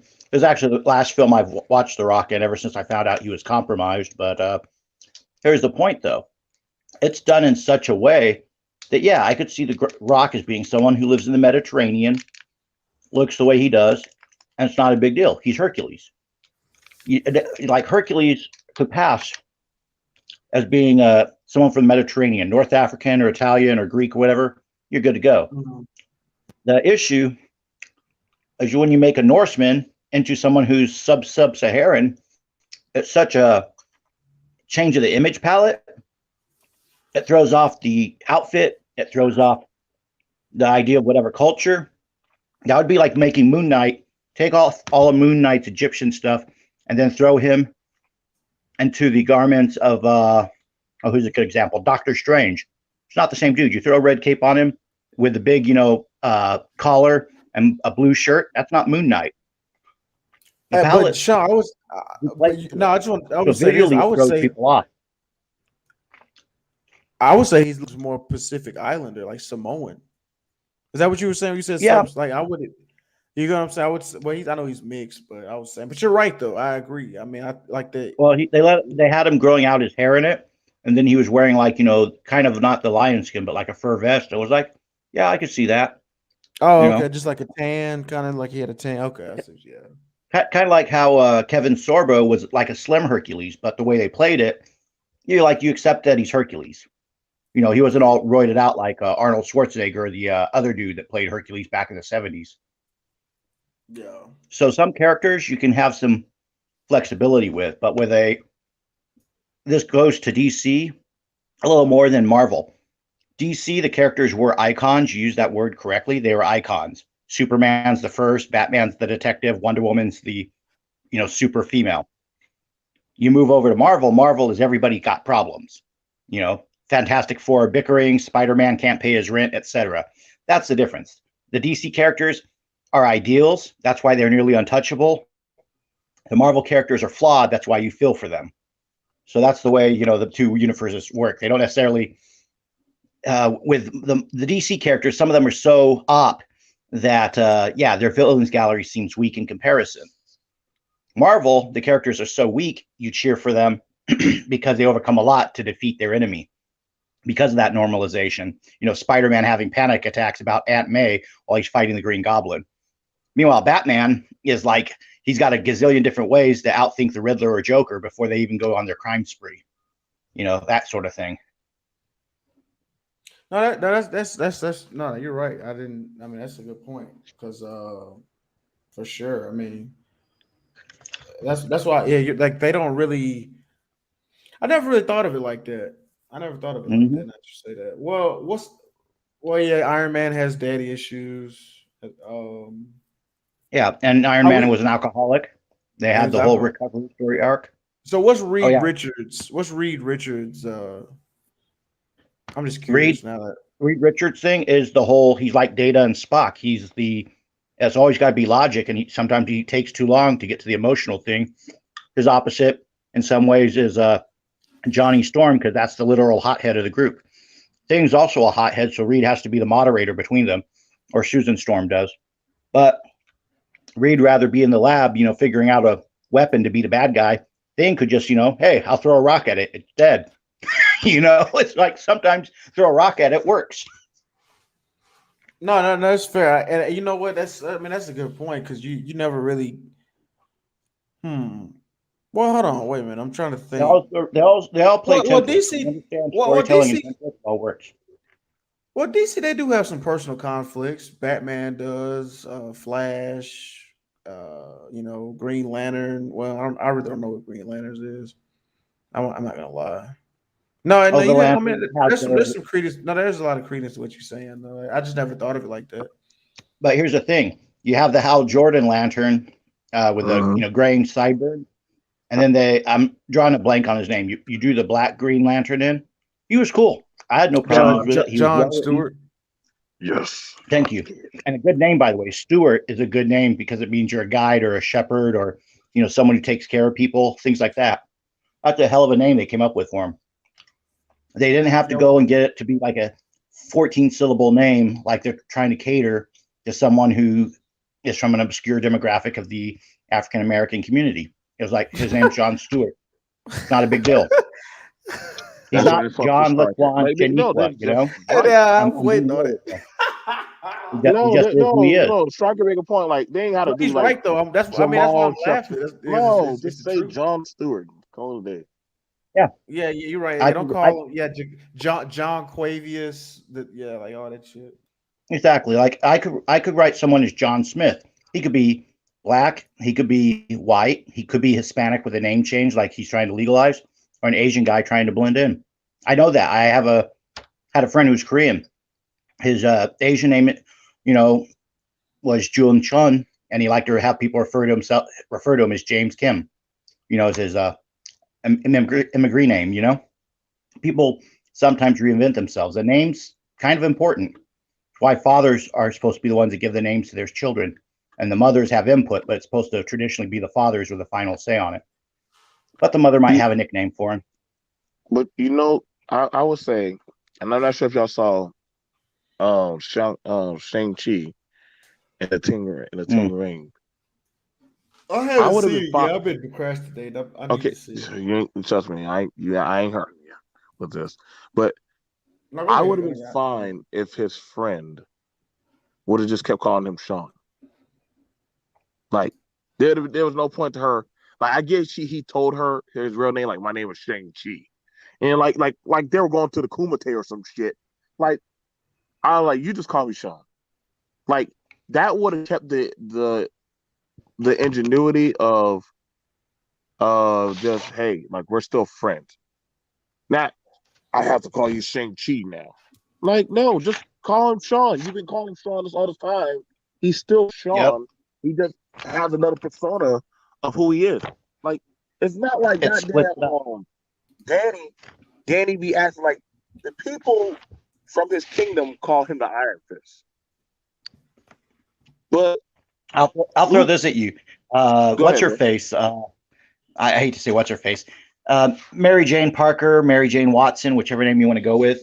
Right. MJ, she called Peter Tiger or Peter. When he's under the mask, she would call him Spider-Man. One, she knew to protect his identity, but two, it is a different persona. just like Batman. He goes under the cowl, and Bruce Wayne's suaveness is replaced by a gruff voice and a willingness to scare people to death, to extract information. He's not Rorschach level where he's breaking fingers, but that's a talk for another day. Right. And this Selena this element, Selena knows who he is. or now she does. That again, it depends on which version we read, etc. In some versions, little Damian Wayne is dead. Some versions, Damian Wayne's not dead. Some versions, Damian Wayne teams up with Superboy. Some version, they accelerate Superboy's age for all the alternative community, so Superboy can lock lips with a tranny. That's one way. Kryptonians are going to go extinct that way. I'm just saying. Superman's rolling over in his kryptonite coffin. No more sunlight coming in there. But this is the thing. Wonder why. This is the thing. If the Black community, the Hispanic community, whatever, want to create an icon in a comic book or any medium, they have to do it, and organically they'll have to support it. El Santo from the 70s, the luchador in the silver mask. Everyone in Latin America knows who El Santo is because they got behind it. They bought the movies. They bought the posters, corny as they are. He's basically the Mexican version of Batman. Anyone who's watched the movies or seen it, he's fought vampires, mummies, Frankenstein's monster, all of it, Dracula. And if you're in lucha, you know who El Santo is because he's considered, he's the Hulk Hogan of Mexican wrestling. On that note, if you have another icon, they're all out there in different cultures. It's just, do the people get behind them? And then do they cross over globally? Sometimes they do, sometimes they don't. If your market's a genre that culture just isn't into, then you're going to have a tough time breaking into it. The sales will go, people will buy what they want. If you try to make something they don't want, either through a lack of interest or because it's not relevant to them, then it's not going to get sales. And that sucks. True. But I think the John Stewart Green Lantern was well written. Personally, I'm a fan of Steel during the Age of Superman, based off the mining story of Big John. What's his last name? It's the one played by Shaquille, though, in the movie Steel. I think it's Big John Steel or whatever. He makes the armor suit with Superman. I thought that was like the coolest approach to it. You have the cyber Superman, the kid Superman. There was one other, the clone Superman, I guess, or whatever. And you had Steel. And I was like, oh, this could be a cool spinoff. It's just, I think the Shaquille O'Neal movie was so terrible that it killed that possibility of launching. But they'll bring him up occasionally in Marvel, or excuse me, in DC on occasion. And Cyborg's a well-written character now that they finally fleshed him out. And I think the Zack Snyder movie, by doing the restored version, helping flesh him out, was a good thing, along with fleshing out Flash a little bit more. So, DC has characters, if they take the time to explore them, both black and white, that they can do a lot with, versus slapping a new coat of paint on a character and then, a name change too to make it convincing. Yeah, I agree. Go ahead. Yeah, and the problem I have too, man, is just that it's just like you said, lack of originality, and I think that people are too afraid to push the boundaries. Everybody wants to be politically correct, or people don't want to offend anybody. So I think we're suffering from that. It's not that people don't want to be politically incorrect. The publishing houses, aka the corporations that own these publishers, they're the ones telling them they can't be politically correct. In the 80s and 70s through 90s, all entertainment was like F it. I mean, I came up as a kid in the age of Marilyn Manson cutting himself with a glass bottle on stage to, there's another band out there that was in England that got censored all the time. They literally would throw a condom in the crowd. And you could basically screw around with one of the girl members of their band. I mean, there was crazy stuff going on. And that was like art and entertainment. No one cared. The thing is, the globalists that are in charge right now, they want everyone locked in a box, so afraid to interact that whether there's a fence or not a fence, you're stuck in your box. There's more labels. Oh, so-and-so is this label of music or this label of entertainment or this label of comic versus, that's just so-and-so. Like if you say Rammstein, you know what Rammstein is. If you say MC Hammer, you know what MC Hammer is. If you say Weird Al Yankovic, you know what Weird Al Yankovic is. If you say I love some rap. All branding. Everybody has a different thing where you know what they are. But instead, they want to break it down to, Weird Al Yankovic is a parody artist who also does polka and that lampoons this and this. And it's like, just shut up. It's Weird Al Yankovic, period. You know, he's a whole lot of things. No one's ever this one-dimensional cutout unless they're happy to be that. You know, that's one of the things too, as a business person or just as a person in general. You don't want to be one dimension and be stuck under a label. The first thing they can do to you is by putting you in a label, they put you in what's called a straw man in those court systems. That's what the courts and the law enforcement all want to do. They want you to stay stuck in a box, like a corpse, you know, in a coffin, and then they can manipulate where that box goes. So, you know, for DC, they're owned by Time Warner. Time Warner is notorious for pushing liberal nonsense. You know, Marvel, they got bought up by Disney. Even before that, they were involved in politics. You had Stan Lee hanging out with Hillary Clinton on the regular, which it kind of tells me before he dies. As much as I can credit him for, you know, Spider-Man, the Hulk, and all that, when Stan Lee's last claim to fame is writing Stripperella, and Pam Anderson can't even keep that show on TV for that long, it's like, ooh, come on, Stan, could have done better than that. I actually enjoyed Stripperella. Shout out to Pam Anderson. It could have been much better. Spike TV gave them so much room, and they did very little with that opportunity. I kind of look at it like they just made it for a tax write-off. You know, now you can make stuff to sell. Here's the thing about it. Still make money. That's that part. Because Pamela Anderson, she played Barbed Wire. I'm not sure if you've ever seen the movie Barbed Wire. See, comic as well. We can have these nerd conversations. Damn it, we just gotta burn down the old cathedral. But Barbed Wire was pretty badass. It was a chick who owned a goddamn nightclub, but that's how she got information.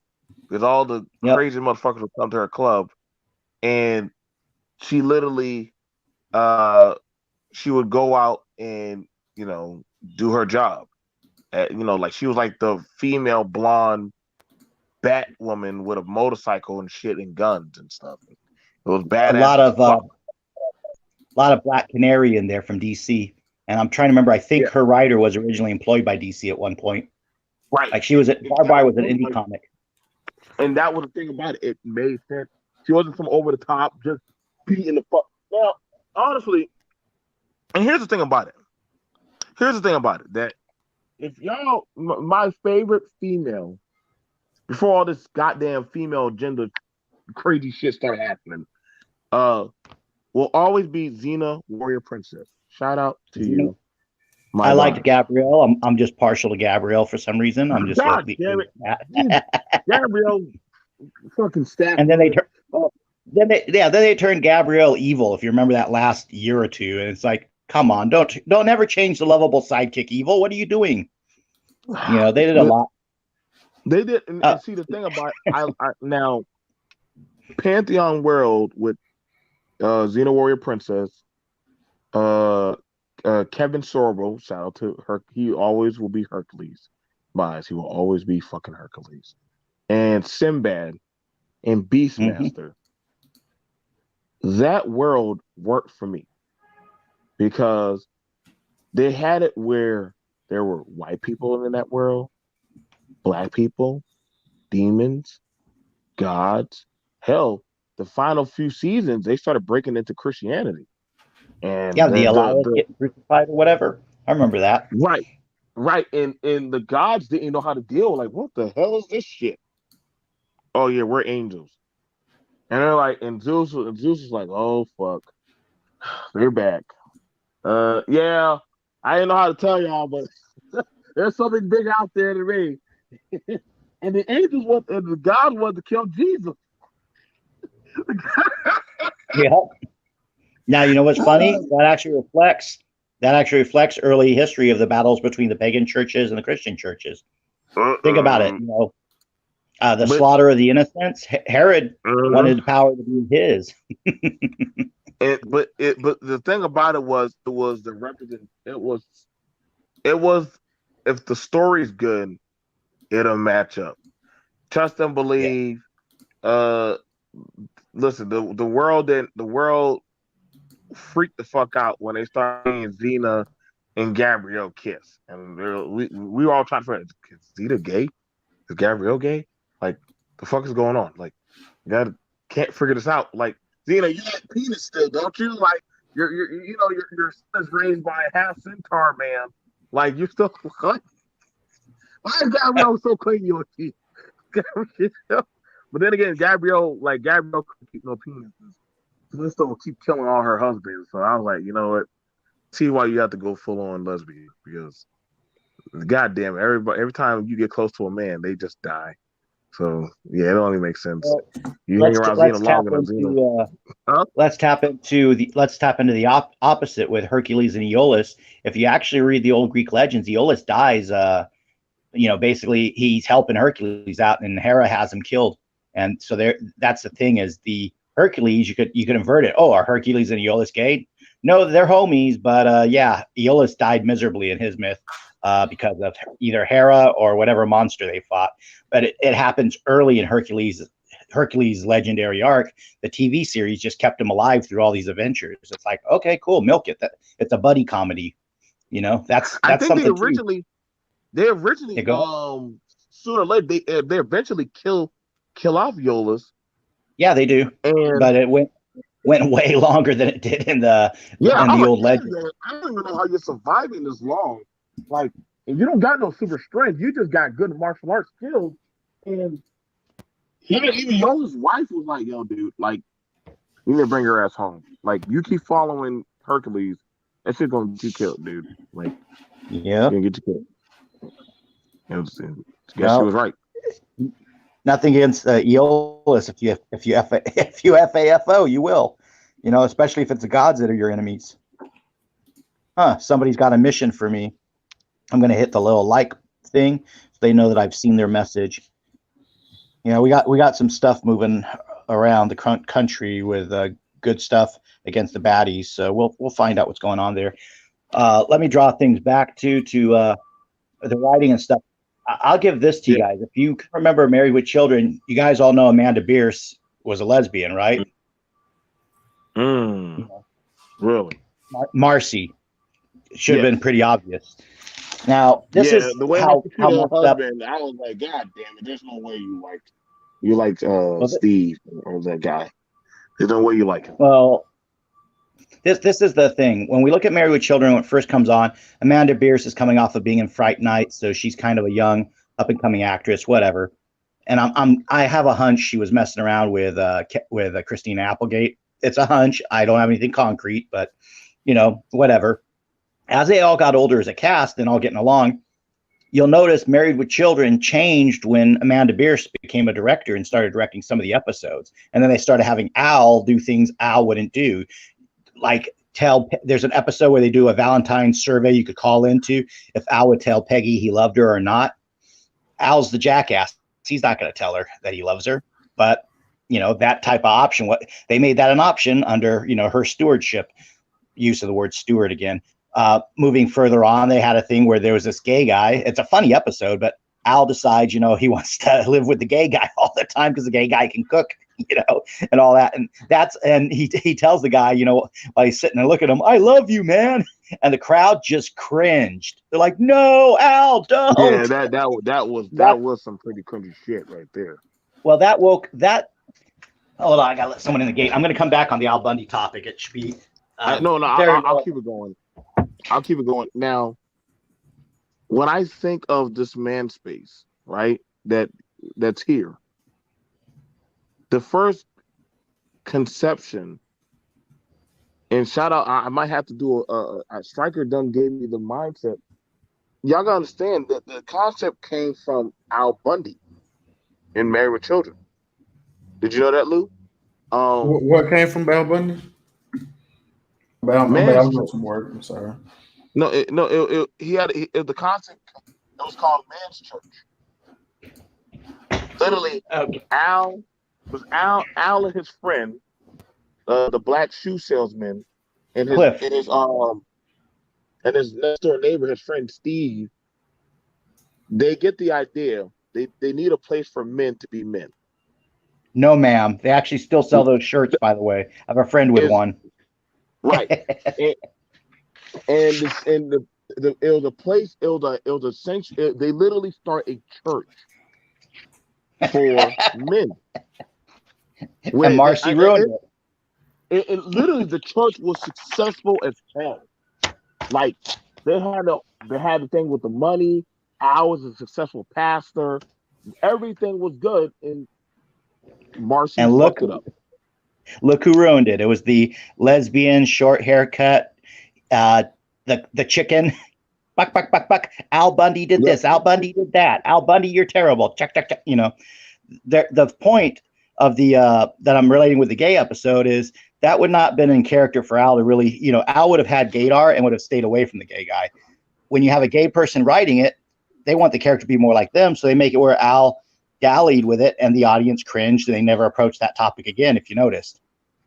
Mhm. So Amanda Bierce, you know, love her as Marcy, but do not love her as the director. If that makes any sense, you know? Don't love her as a writer. But you know, everyone wants to put themselves into their work. It's called Mary Sue. You can't Mary Sue Al Bundy if you're Amanda Bierce. Sorry. Well, see, that was the thing about it. Like the damn Married with Children. Al Bundy was American Dad for the '90s. He was the 9 to 5, life getting my ass kicked dad. And that's why if you listen to the theme song, love and marriage, go together like a horse and carriage. This I tell you, brother, you can't have one without the other. And then literally, as you look at the montage of stuff that he goes through, you can understand the bullshit that he puts up with. Where he would take out a wad of cash and everybody from his dumbass son, his bimbo daughter, and his wife, and even the goddamn dog would take all his fucking money.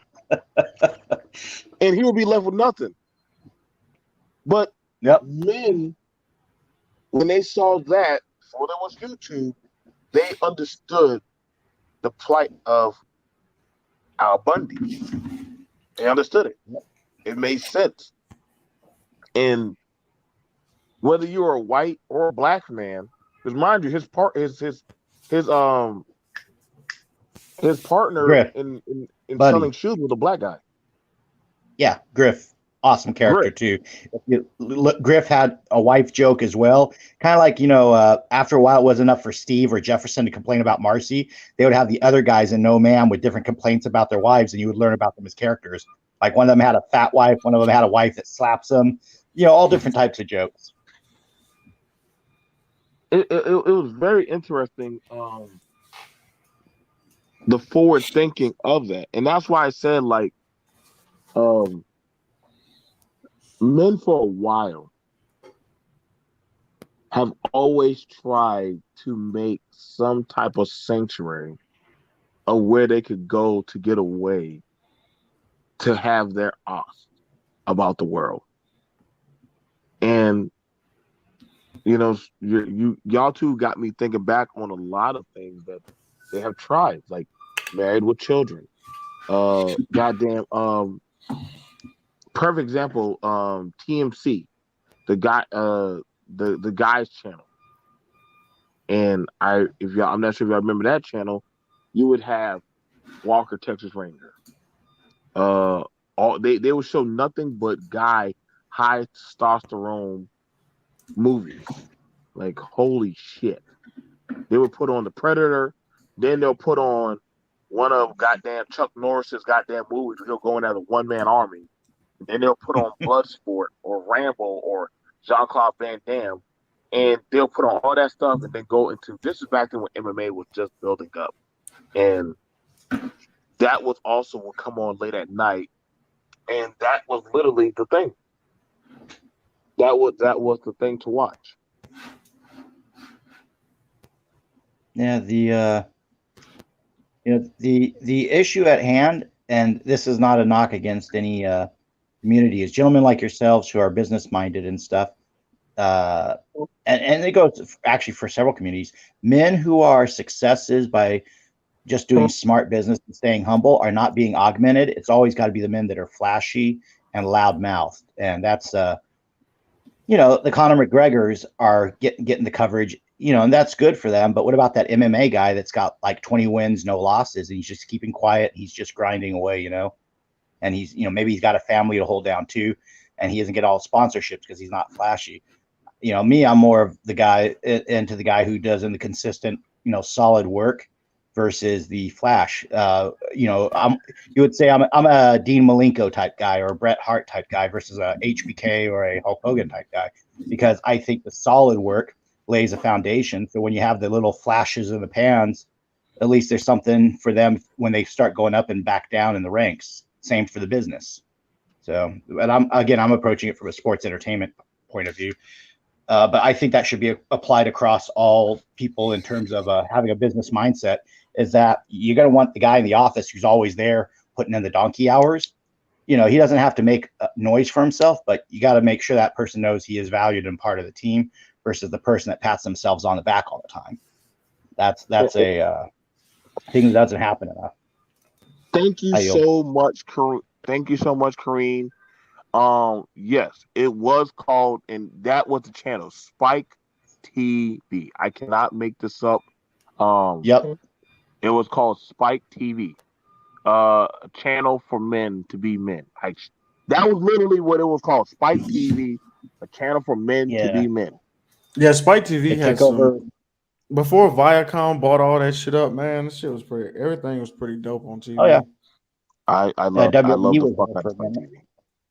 Huh? Yeah, Spike was fun. You had Monday Night Raw. You had Stripperella, like I referenced. You had they had their own batch of original shows, and then They hosted the Viacom video game awards too, if I'm not mistaken. I don't know that too.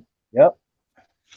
Viacom poisons everything it touches because they're a woke company. Unfortunately, Summer Redstone, Mr. Nickelodeon, and or the rest. Viacom owns Nickelodeon, BET, MTV, VH1, Comedy Central, Spike TV, TV Land, and did I say Nickelodeon already? Yeah.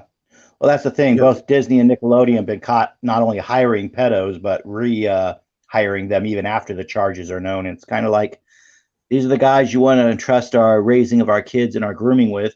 That's why it's better for parents these days just to click the TV and the internet off and take the kid to a baseball game, or take the kid to, coach him in soccer or whatever. I swear, you build a kid up in sports, they're a better person than a kid stuck watching TV. Now, video gaming, I would say, can be a lot like sports. You guys were talking earlier, and I was listening about the bonds between gamers. Then a girl comes in, and everybody, throws all their money at the girl, a cash grab. It's like simple rule, guys. No simps. Some of the people who are out there that give based advice, it's pretty based. But the flip side of that is you can't be like the monk living in the monastery unless that's your goal, is that enlightenment and everything.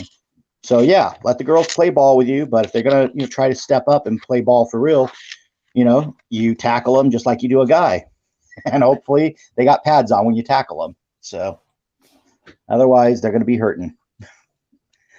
And I've actually seen a real world display of this during a game of football between Marines. So yeah, that female corporal got hit by a 6'5" staff sergeant who was making a break on the play. So yeah, that was not pretty. But you get in the way of a 6'5" person who's making a break for the end zone, guess what? They're going to go to the end zone.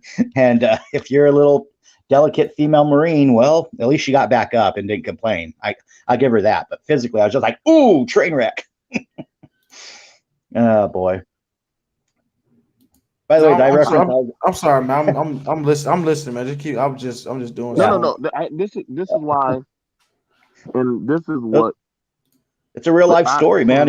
You learn real life, No, and I enjoy this. See, the thing about it is the way. And good morning, sir. Good morning to anyone who's coming through. This is the main reason why, for a while now, I think, from my heart, a lot of men have been searching for the journey of a story or of a narration of something to guide them. The hero's This is journey. why this is why some guys, some kids, they pick up a comic book. Or for me, was watching, Ninja Scroll, or watching wrestlers or different other stuff. I would see. Yeah, I get it. I didn't have the idea always, but I did have it where I did see certain things out there, and I'm like, okay, maybe I could be like Kwame or Wheeler. Nobody wanted to be fucking Marty. What kind of power is heart? Nobody wanted to be Marty. If you wanted to be Marty, you was just that weird kid. But everybody either wanted fire or goddamn or earth. Predominantly, I was surprised.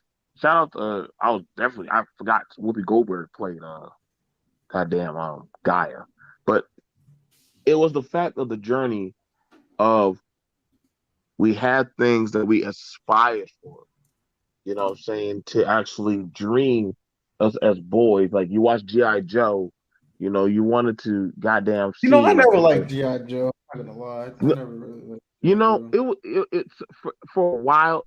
The only thing I didn't understand about G.I. Joe, all these motherfuckers are highly trained soldiers, but understand everything had a purpose. Everybody had a purpose. Like Biff, god damn it, that whole all American goddamn name. Goddamn name is Biff. Like he was There American, was no man. Biff. I'm gonna put on my nerd What's the hat. guy's name? There was Duke? never a No, Biff Duke. in the G. Duke No, it was Duke. is his name. I call it, Sergeant well, Douglas No, MacArthur. you mean Duke? You mean Duke? Duke. Yeah, Duke. Duke had the same hair. Duke had the same haircut as Biff in Back to the Future. They had the same haircut. Oh, I was like, is that Biff? Like, is that? But that was he was the All American, and I was like, Duke, what's so special about you? Everybody has a specialty. I guess your specialty is just being PR for the goddamn Joes. Like that was just your place. You just that motherfucker, man. are you ready for the nerd hat? They Yeah. clarify some of that. Mind you, I probably have seen every episode and had a lot of the comics. Duke's primary MOS, I believe, was drill instructor, and then infantry was his first. Excuse me, first MOS would have been infantry. Second would have been drill instructor. He was also the first sergeant. So in the rank structure in GI Joe the movie, they don't follow actual rank structure in terms of officers and enlisted, but in the structure, the way the Joes are set up, it's General Hawk, Duke, Flint, and then it would have been Lieutenant Falcon. And they make a point of that in the movie. And that's incorrect in the sense that Flint's a warrant officer, so Falcon would have still had rank over a warrant officer. But the way the Joes are set up with their different dynamic, it's kind of more of a seniority type thing. In the comic books, they also utilize that where they had General Hawk doing a lot of the actions in the early issues of GI Joe. And he might have been a colonel at the time. They had General Flag get killed by Cobra, and Hawk gets promoted to general. That's a lot of backstory. A lot of people don't know if they don't read the comics. And in the case of Duke, then Duke kind of takes on that lead role. You also had Snake Eyes for a time. Duke and Snake Eyes were of the same rank until Duke gets promoted. So the thing with GI Joe is that, like, a lot of people keep forgetting, Roadblock featured a lot from, like, in the cartoons from like 1983 to 86. I think was the main cartoon run. GI Joe the movie was around 87. Roadblock got a lot of good screen time. He was well written, whereas Alpine, for example, wasn't. So Alpine's palling around with Bazooka. That's about all you know about him. And so they would always get jumped. That's why Nemesis Enforcer takes them out, but Roadblock makes it to the final of GI Joe the movie. So that was one thing. The Joes were propaganda bit, but they also made a point. Everybody is a different ethnicity, but they come together as an American team to take out an international criminal network called Cobra, or as we would call it these days, the globalists, who sell weapons to both sides of the conflicts and try to, upset world stability. Oh, you mean like our CIA selling weapons to ISIS and to our own armed forces? Oh, wait, that happens? Yes, it does, folks. So See, a lot of relevance. and you're right about that, Kareem. GI Joe's was propaganda, but loved it Yes, it as a kid, was. and it literally was based on propaganda. shit, a lot of these goddamn shows. Um, but there was a place for everything. Uh, and the reason why I say that was I never felt the angst to God damn it, like why does like I never felt any type of way. Like this is why I kind of didn't mind TV back in the day because uh like my grandma and them had the I forgot that channel. I need to go find the old TV guy. They had the old Christian channel and my doggone my you had the ABC, you had ABC Family, uh you had Fox. I think they done changed their name. Different people bought out stuff bought out stuff or literally started changing the talking points. Yep. I And I watched it as a kid as the talking points started changing. I used to remember as a kid I used to watch Rescue 911. It was a channel. It was a show where all they show was EMS and firefighters and police doing shit in everyday life. I don't know how that show got canceled.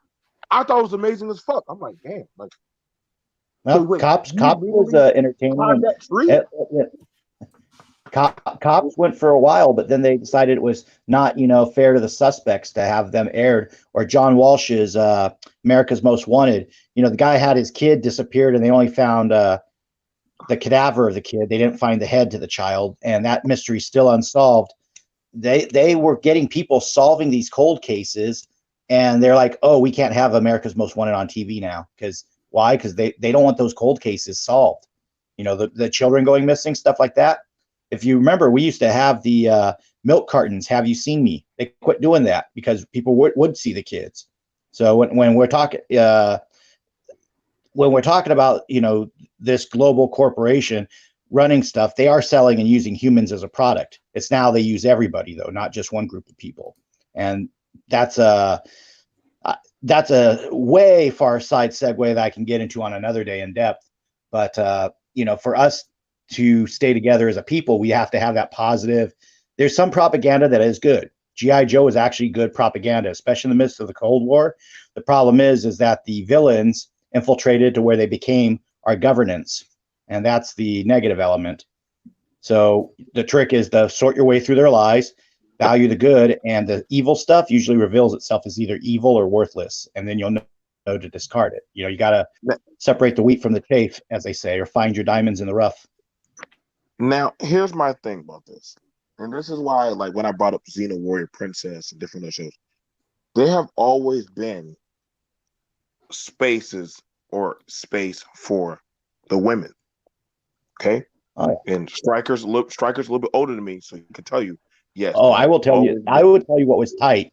You want to hear something tight? I was collecting He-Man, and my neighbor is collecting He-Man. Girl across the street who's friends with my sisters, she's collecting She-Ra. We'd all get together with our Yep, figures. She-Ra. She-Ra was badass, and so was her collection. Because I looked at his He-Man 2.0, where now you could have these like females with powers, and it makes it like, oh, cool. You could pair this female up with Beastman, and they can both use their monsters to attack Ram Man, and Ram Man's got to retreat, and here comes Tila with Sorceress. You know what I'm saying? We had all that going on. We had Castle Grayskull, and we had the She-Ra, her castle playset. So it wasn't a lot. And my neighbor, he had Snake Mountain. I mean, dude, there was a place for the girls. They marketed to it, and people bought it and stuff, Right. And then again, He-Man, when they want to say like we're not nice as men, we expect women to look a certain way. Look at He-Man, bro. he looked like Arnold on top of Arnold the way his toy was. That character was yoked. Stewie Griffin and Family Guy talked about that. And I think and the thing about it was it was okay to have our sanctuary or our division and the women have their place of their division of where they could go. There was nothing wrong with that because it gave both groups time to develop. That's why I kind of pushed back against the pill logic because you would have these stories or these movies where the man has to go, the young man has to go through a journey to understand manhood and figure himself out. That was the whole point of it. Same thing for the girls, like Pretty in Pink or 16 Candles and shit. I didn't Yeah. see nothing where oh man, like there's no none of this guys. No, dude, like let the female, let her figure out her body and her mindset and her goddamn her pubescent shit. Like It's called that's it's called that's a her rite of journey, initiation. right? And there's times where and this is nothing new. There's nothing new under the sun because there was things that women would have to go off and go with the older women to figure themselves out. And the same thing for the men. Like they would have it where, okay, you're gonna have to go through your trials, you might have to leave the village, you gotta go complete a hunt, something like that to get your shit together. And so that way you'll understand it's not the reward, it's the journey. You know what I'm saying? When I watched the Goonies, it wasn't the fact that they got the treasure. It was the fact of the journey that they did as friends. That's the shit that was cool. So I understood that. I'm like, fuck yeah. Like, you know what I'm saying? Like me and my friends going out in the woods and catching frogs and shit. You know what I'm saying? The girls talking mad shit to us, you know, but it didn't matter because, that's what us as boys we did. I never thought that, hey, as a boy, I need to be equal to that of a girl because I understood that, hey, I'm a boy. I stink, I'm smelly, I play, I have a good time, and I throw rocks at girls. And in the end of the day, girls call me cootie boy, freak, weirdo, and all kind of shit. But that just comes with the territory of growing up. And, you're always going to have, you're, you're just going to always have it. Like, it's always been like that, Striker. You're always going to have the losers, and you're going to have the jocks. That's just the weight of the world. But it's okay. Like, it's not a bad thing. It's okay. I I was think going to the ask thing you. about it is acceptance. They want acceptance. You're Go ahead. referencing the Goonies. You're referencing the Goonies, so I'm going to ask. You didn't have to do the truffle shuffle, right? Oh, go ahead. Let's play the card. No, the truffle shuffle from Goonies, where they had the fat kid doing the. I actually had a fat friend. We never made him do the truffle shuffle, thank goodness. But that is one thing too, is that guys have like stupid rituals or handshakes or whatever. Uh, that's like that part of our culture is disappearing too. I'm not saying the Masonic bullshit, part of my French, but I'm talking about like guys going, oh hey, so and so, and it's like they respond with so and so, and then you're welcome in the clubhouse, stuff like that. There's not a lot of that. It might be out there, but I'm missing it. Our wrestling communities and the Mm-hmm. indies, we used to have certain stuff like that, and even the wrestling business is getting really watered down. Where like people flow in and out of the locker room, you don't know who they are, you don't really have a way to vouch for them, and then you find out that when you are trying to vouch for them, this guy said he worked for so and so. Yeah, okay, where's his career at? You go look it up, and the dude had like 2 rookie student battle royals, and then it's like, and then yeah, he goes out and stinks up the show. So we as people, because we don't have ritual, we're not vetting each other as people as much either, because we don't have, like, you guys will be like, who's Striker, da da da. Then you go check out whatever you can find on me, and it's like, oh, there is a picture of him in his Marine stuff in the ring, in his Marine blues, this, and it's like, okay, he checks out.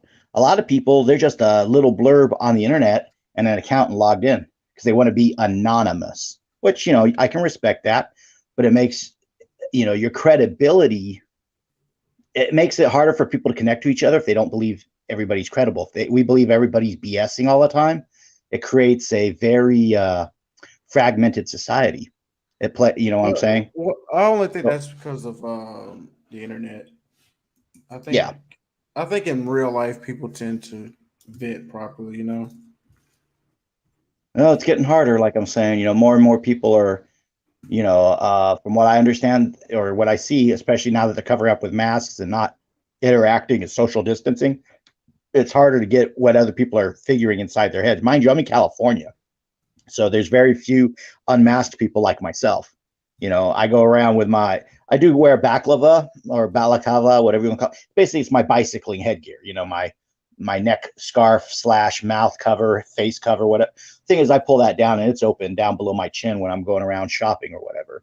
Because I'm like, I don't need to cover up. I'm kind of actually pissed off. Everyone's stealing my ninja look, but that's that's beside the point. As a culture, if we can't attest, that our young men have reached a certain age and have done this, then they're good to go or they're not good to go.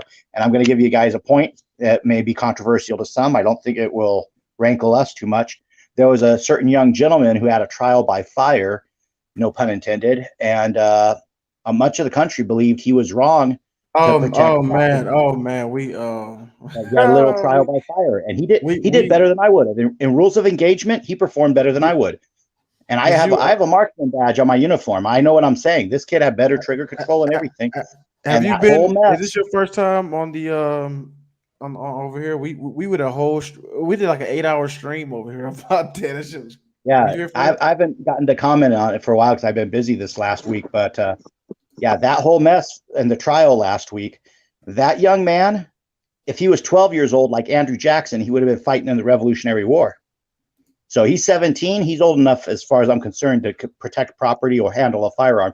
If his family would sign off, he could have joined the Marines. So when your family says, hey, help, or your friends say, hey, we need help protecting our lots because we have to have all of the lots protected because all the lots were being threatened, which if you look at the bigger picture, corrupt DA, corrupt mayor, corrupt people, maybe they want to get rid of those lots, burn them down, or replace them with strip malls. More taxes out of strip malls than out of a singular parking lot, what I'm saying, that sells cars.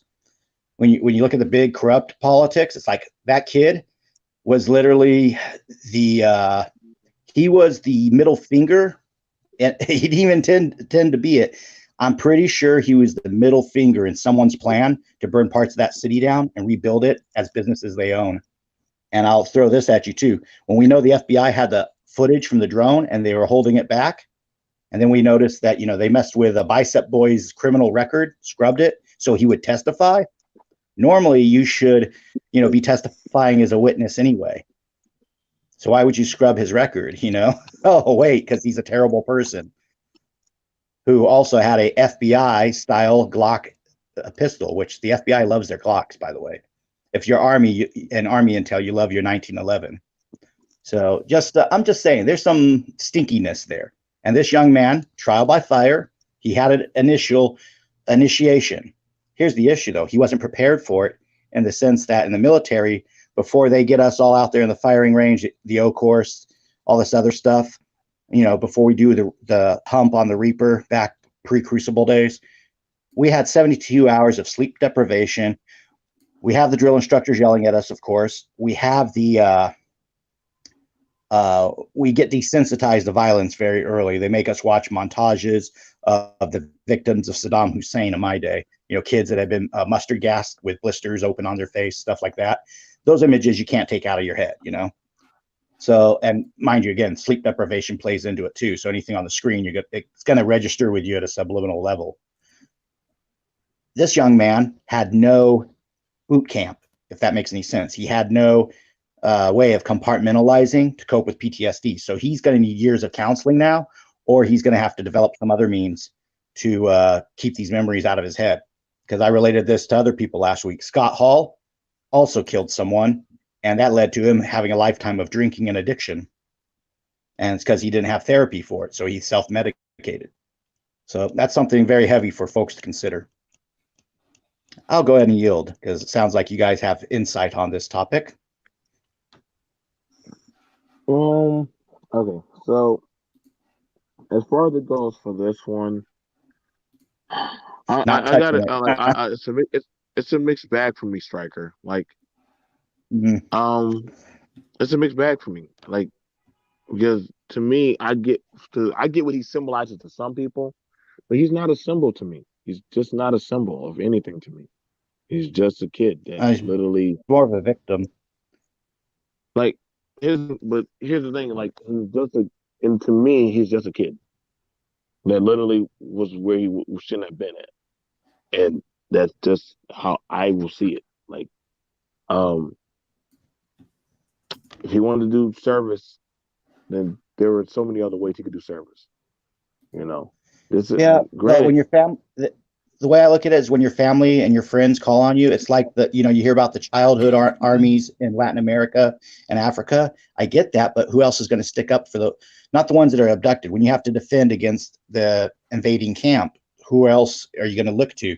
When your military stands down, aka your National Guard, and when your police stand down, there's always going to be that vacuum, and that's where it comes up to the citizen militia or the armed public. That's why we have the Second Amendment. It's okay to be wacky. It's not okay to set dumpsters on fires. That's the thing. So it's a judgment call. It's tragic the situation got to where it did, where that happened. But there are governors in different states who wanted areas to burn. That there's financial ties, so they decided to let these areas get burned so that they could make money off the rebuilding efforts. And that's one of the dirty secrets. People haven't really gone down that rabbit hole with Berkshire Hathaway and the pallets of bricks. They even found pallets of bricks, allegedly. I haven't gotten any visual or 411 on this yet. Bricks were being found in Kenosha the morning of the verdict. It's like, okay, what are they putting all these bricks out for? Because they plan to break storefront windows. So when you gotta understand irregular warfare, and I know BMT, you've served. Irregular warfare could be anything from people saying, "Oh, someone's going to show up to a protest with a water noodle, which is floppy and loose to thump cops with." Okay, but someone's going to stick a baton in one of those water noodles to instigate an incident and then play victim. It's psyops, psychological warfare, next generation crap, and that stuff goes on way too often. So the thing is what they do is they get a photo of something that suits their narrative, and there's photos on both sides of it. Sometimes both sides turn out they're working together behind the scenes. January 6th. And, as a result, we lose our civil liberties as a result of one or two choice incidents. So this case Question. was, go ahead. Now, all right. So what would make, because America has different diasporas of different affiliated groups.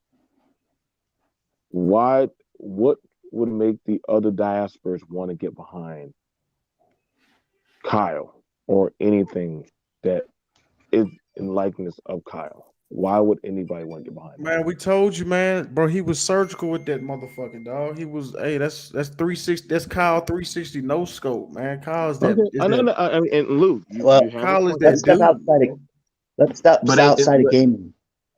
If you follow everything from A to B to C all the way down to Z, and this is the thing, many people do not have the opportunity to sit back and watch all the news feeds, so they'll get their 3-minute snippet off one channel or another. Many of the channels are heavily editorializing what that 3-minute snippet is. MSNBC did not cover the defense on the closing days. They didn't air any of the defense or any of the defense closing statements. That creates a narrative that works the way their sponsors want it to work. We have the Smith Modernization Act passed in the NDAA. I believe it was Christmas Eve 2012 or 2014 by a certain president, who was supposed to help take down the war on terror and condense those theaters. Instead, he expanded us into Syria and Libya. And when we look at this Smith Modernization Act, that act was that you cannot aim propaganda at the American people. Well, he said you can now aim propaganda at the American people. And Fox, which was questionable, was already doing it, but everybody else went full in. And so you get the controlled conservative narrative, which is Fox, where, it's supposedly conservative thought. Not so much. The other folks are supposed to be the opposite end of the spectrum. And all of us here in the middle of America, we're stuck trying to figure out what is reality, what isn't. So you have to now you have to pick through everything with a fine-tooth comb to find out what's going on. When you do that, the Rittenhouse case is a very cut and dry Second Amendment case. The protests leading to it turn out to be non-organic. The initial BLM, the person who posted it on Twitter, great for them. The people who took the movement and ran away with it, the Marxists, they railroaded it. And there's conflation between an honest BLM protest and then when the corporate buses come to town and drop off their army of protesters. And there's actually people that do that. They drive around the country. They pop up these protests. I'm a security guard. My first thing I do is I take license plates. Nobody has the balls with their cameras either side of the aisle. Go film the license plates of those buses. Find out who approved the rental and get them. Go Now, after the now, money. Go after now, the now, financiers, the question. organizer. Now, Kyle went to a BLM protest. Has there ever been anything where the opposite or opposing different hindsight has gone to a Proud Boys rally in the same outcome?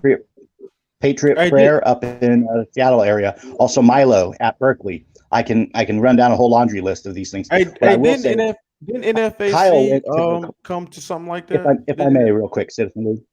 Kyle went to the auto dealership that he was asked to go to. That's the key part. He went to his neighborhood, and then he starts seeing fires getting pushed, messed around with. So he's putting out fires. He's also offering medical help. The BLM protesters had someone who was hurt. They didn't want that person to get turned over. Why? What are they worried about going in the medical system, get your bandage, your ACE bandage wrapped around your ankle or whatever? Kyle actually was being a medic. The medics for the BLM cause were not doing any medical treatment, which means it was a facade. It was a shield. You have to have access to all that footage. The average person doesn't have the time for that. They rely on the media to be honest. And in those 3-minute blurbs, you can lie by omission and lie with commission. So Omitting you're saying that. things So is you're a lie. saying that there's a. So you're saying that there's a footage out there with Kyle wrapping up some BLM people, and he's wrapping them up and bandaging and fixing them up. There's a BLM granny. She got her ankle twisted, and he's limping her along to a medic station. Yes, it's an So older white lady, but he's helping her out. And it's from that night. Hey, but BMT, what I was saying though, didn't NFAC? I don't know. I'm just asking. Didn't NFAC show up to like? I can't remember. I don't know if it was Boogaloo Boys or something. I don't know. I remember NFAC showed up and it was like not a militia, but like I guess you can call it militia. I don't know.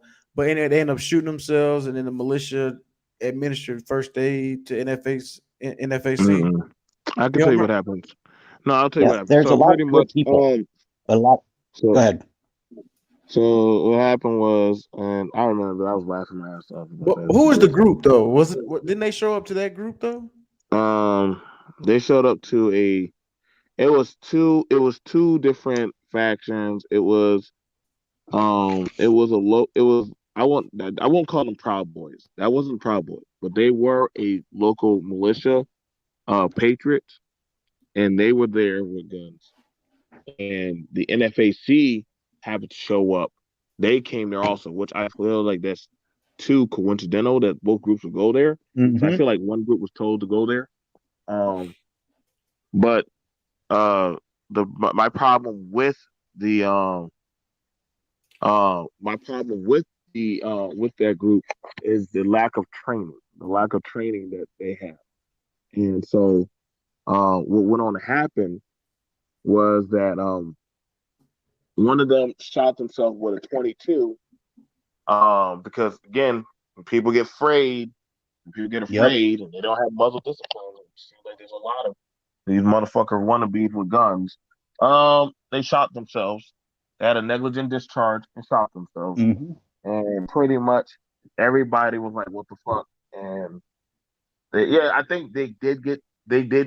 Luckily, they did have somebody who was off duty medical. I don't. Probably he was from the other side or whoever. They just like, hey, like I can check out your foot and get it worked on. Like, yeah, that happened. So yeah, I'm not gonna try to covertly front. Yeah, there was somebody white that actually looked at the person who shot himself in the foot.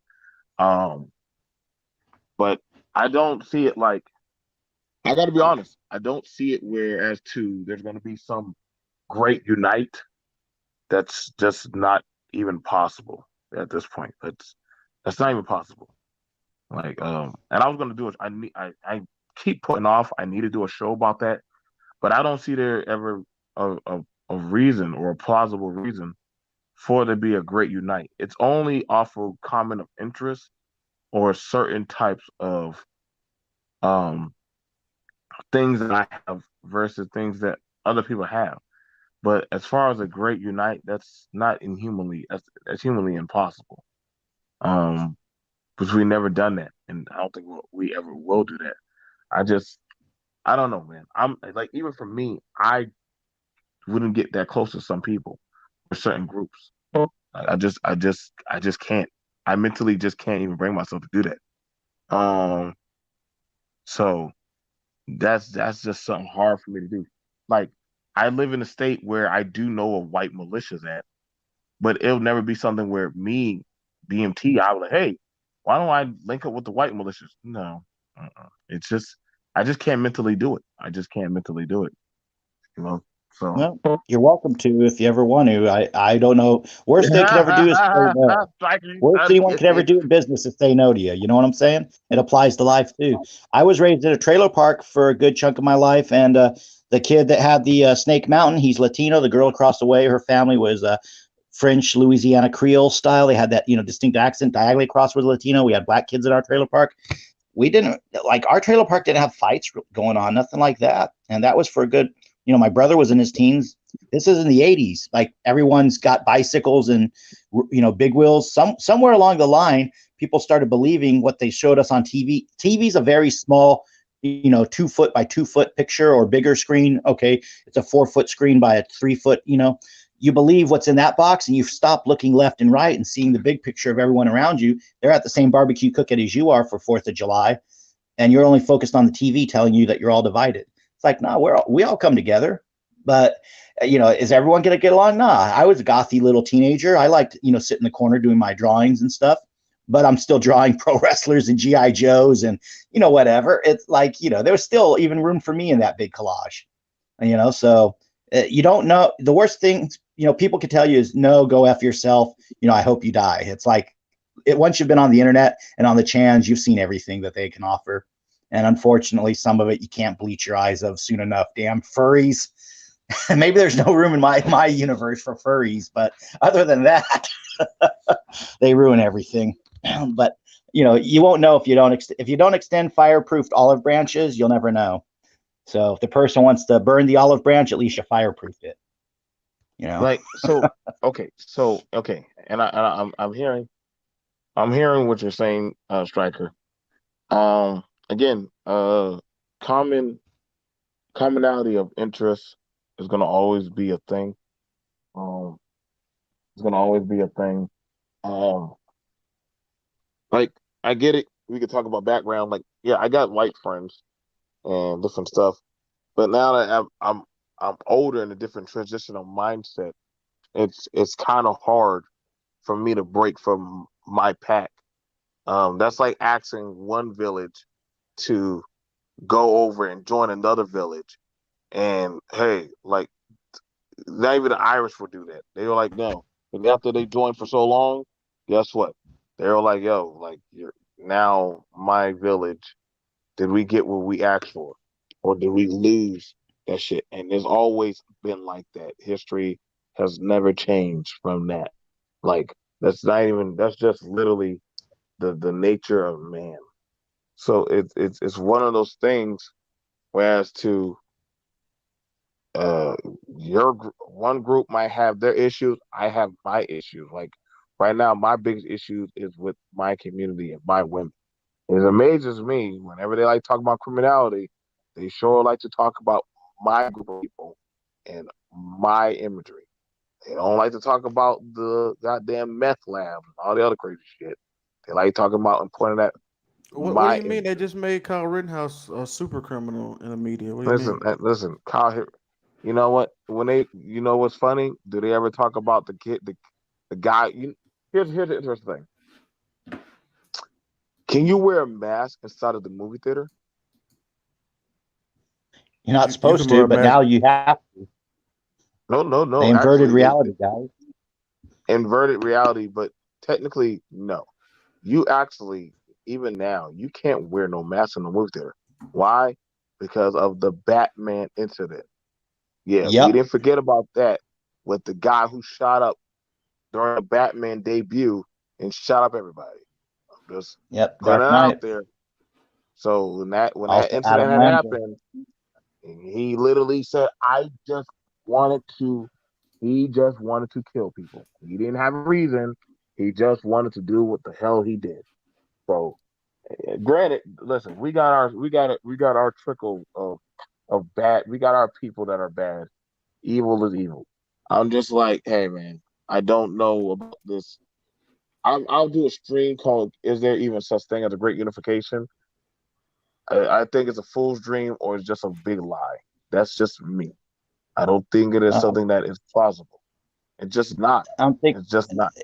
If you want to try, um, if you want to come together off of the band of we both were poor, like, and I hear that a lot. Hey man, I was poor and they were poor, and so that's why we came together. Like suffering always brings people together. Suffering is a commonality, but aside from the suffering, then what is really tethering people together? Or I was ousted or exiled, so this is why I hang with this group of people. Like, well, I'll there's give not you a enough. answer to that. Go ahead. Go ahead. You want an answer? What brings people together? The learning Yes. experience. When you see stuff that works, you want to stick with the people who you learn from. When you see someone's a fool and he's always got drama, you're like, I'm gonna leave that guy alone. One of my mentors up in Rancho Cucamonga, he's a black man, a millionaire. I wish I could be at his foot more, but just my situation is I'm not going to Rancho Cucamonga every day to keep learning from him. But on the other end, I have a former Army MP who's also a black man who is my role model mentor in security work. He's taught me like 99.9% of everything I know. Current fellow I work for happens to be a Sephardic Jew. So he's Hispanic and Jewish. He doesn't get along with the Khazarian mafia, for lack of a better word. Also helps qualify RPD and the sheriffs on their pistols. So it's like, I want to go down that route and start doing armed carry. Hey, awesome. I can, get more opportunities out of that. The thing is, it's really, as you get older, people are taught to, surround themselves with people of their tribe, clique, whatever their hobby. I look at it, and maybe I was fortunate to get this education when I was younger. Is be open to learning. You don't know where your next, mentor or the next bit of knowledge you're going to need is going to come from. So whether you're reading something about tribes in Africa or something from Plato or something, more recent, Rich Dad, Poor Dad, whatever, there's all these different people out there that can give you knowledge. You just got to be open to receiving it. And they might have some junk in there. You got to know how to, parse the junk out. When we give our like different stories of okay, we were all brought up poor. We've all heard this. We listen to the person to tell their story. Maybe not necessarily because we care so much that they were brought up poor, but they might have an insight on how they coped with the issue or how they overcame it, as a testimonial type thing. So there's that too. But the thing is, we have to be open to learning. If you ever think you're the smartest person in the room, and I'm paraphrasing a mortal technique, the first mistake anyone can make is thinking you're the smartest person in the room. And, it's like I'm quoting a mortal technique, and he's a quote unquote socialist, very smart man, Felipe Calderon, so I can learn from him. I may not agree with how he votes, but hey, he's got knowledge and he drops a lot of that too, talking about some of the same criminal cartels I talk about. So just something to consider, my friend. Always stay open to learning, even if you disagree with a person. I yield.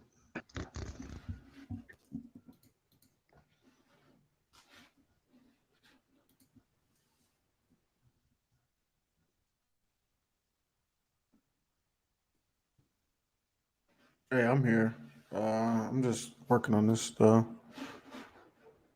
That's all right. I'm Hello. at work. Eventually it'll pick up and I'll have to start signing trucks in through the gate, which means I'll be a little spotty myself. Yeah. Man. Yeah, I didn't really want to get into. I mean, I didn't really want to get into the whole thing. Oh no, I would But love I to but make a I but I series do or a but I comic do that agree. addresses it. I do agree with you though. I disagree. I don't know. I don't like. I agree with you though on the whole tribe is.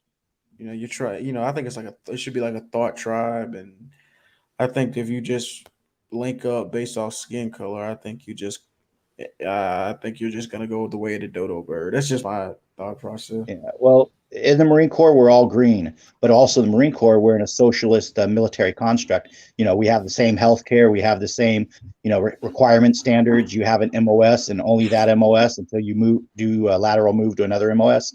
So there was a lot of, stuff that time. And, I say as a Marine, mind you, I only did a year on base because I did the reserves. I did the boot camp, Marine combat training at Pendleton, and then my MOS. So I only have that year but also revisiting it all the time as a reservist once a month. I was able to renew. And one thing I did is I sat outside that bubble and I looked at it like these skill sets can work here, here, and here in culture, but overall the structure of the military had certain issues where it has to rely on public funding because in a one size fits all cookie cutter mindset, this is what they were worried about before the war on terror. Because I'm pre-Crucible going into that, then 9/11, then war on terror. You get to see the transition. The militaries, all the branches were like, Army handles the land, Navy handles the sea, Air Force handles the air, Marines are amphibious landing and shock troops. And, you had the SEALs and Green Berets, and Army, Air Force had their special operators, whatever the hell they call their guys that deal with landing strips.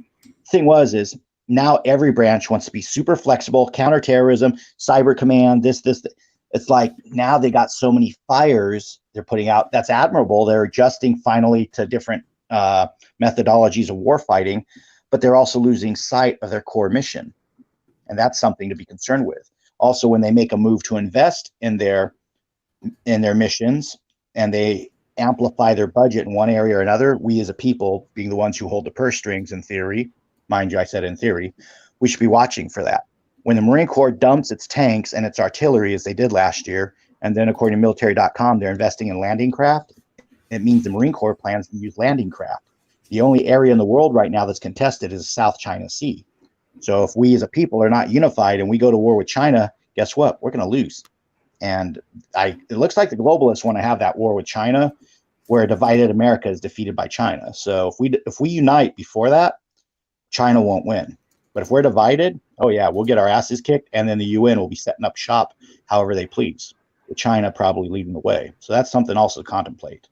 I don't want a war with China. I'm hoping we can prevent it and use trade and diplomacy. But the globalist faction of our governance, that's what they want.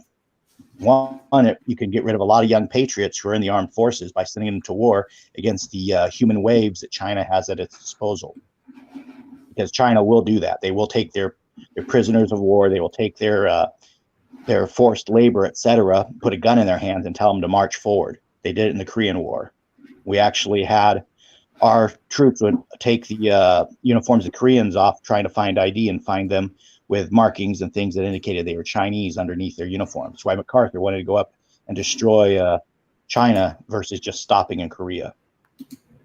So you don't learn your history too, you wind up repeating it, just in different theaters and in different timelines. Or I shouldn't go that esoteric. And different time frames. Oh, first truck. Be right back, guys.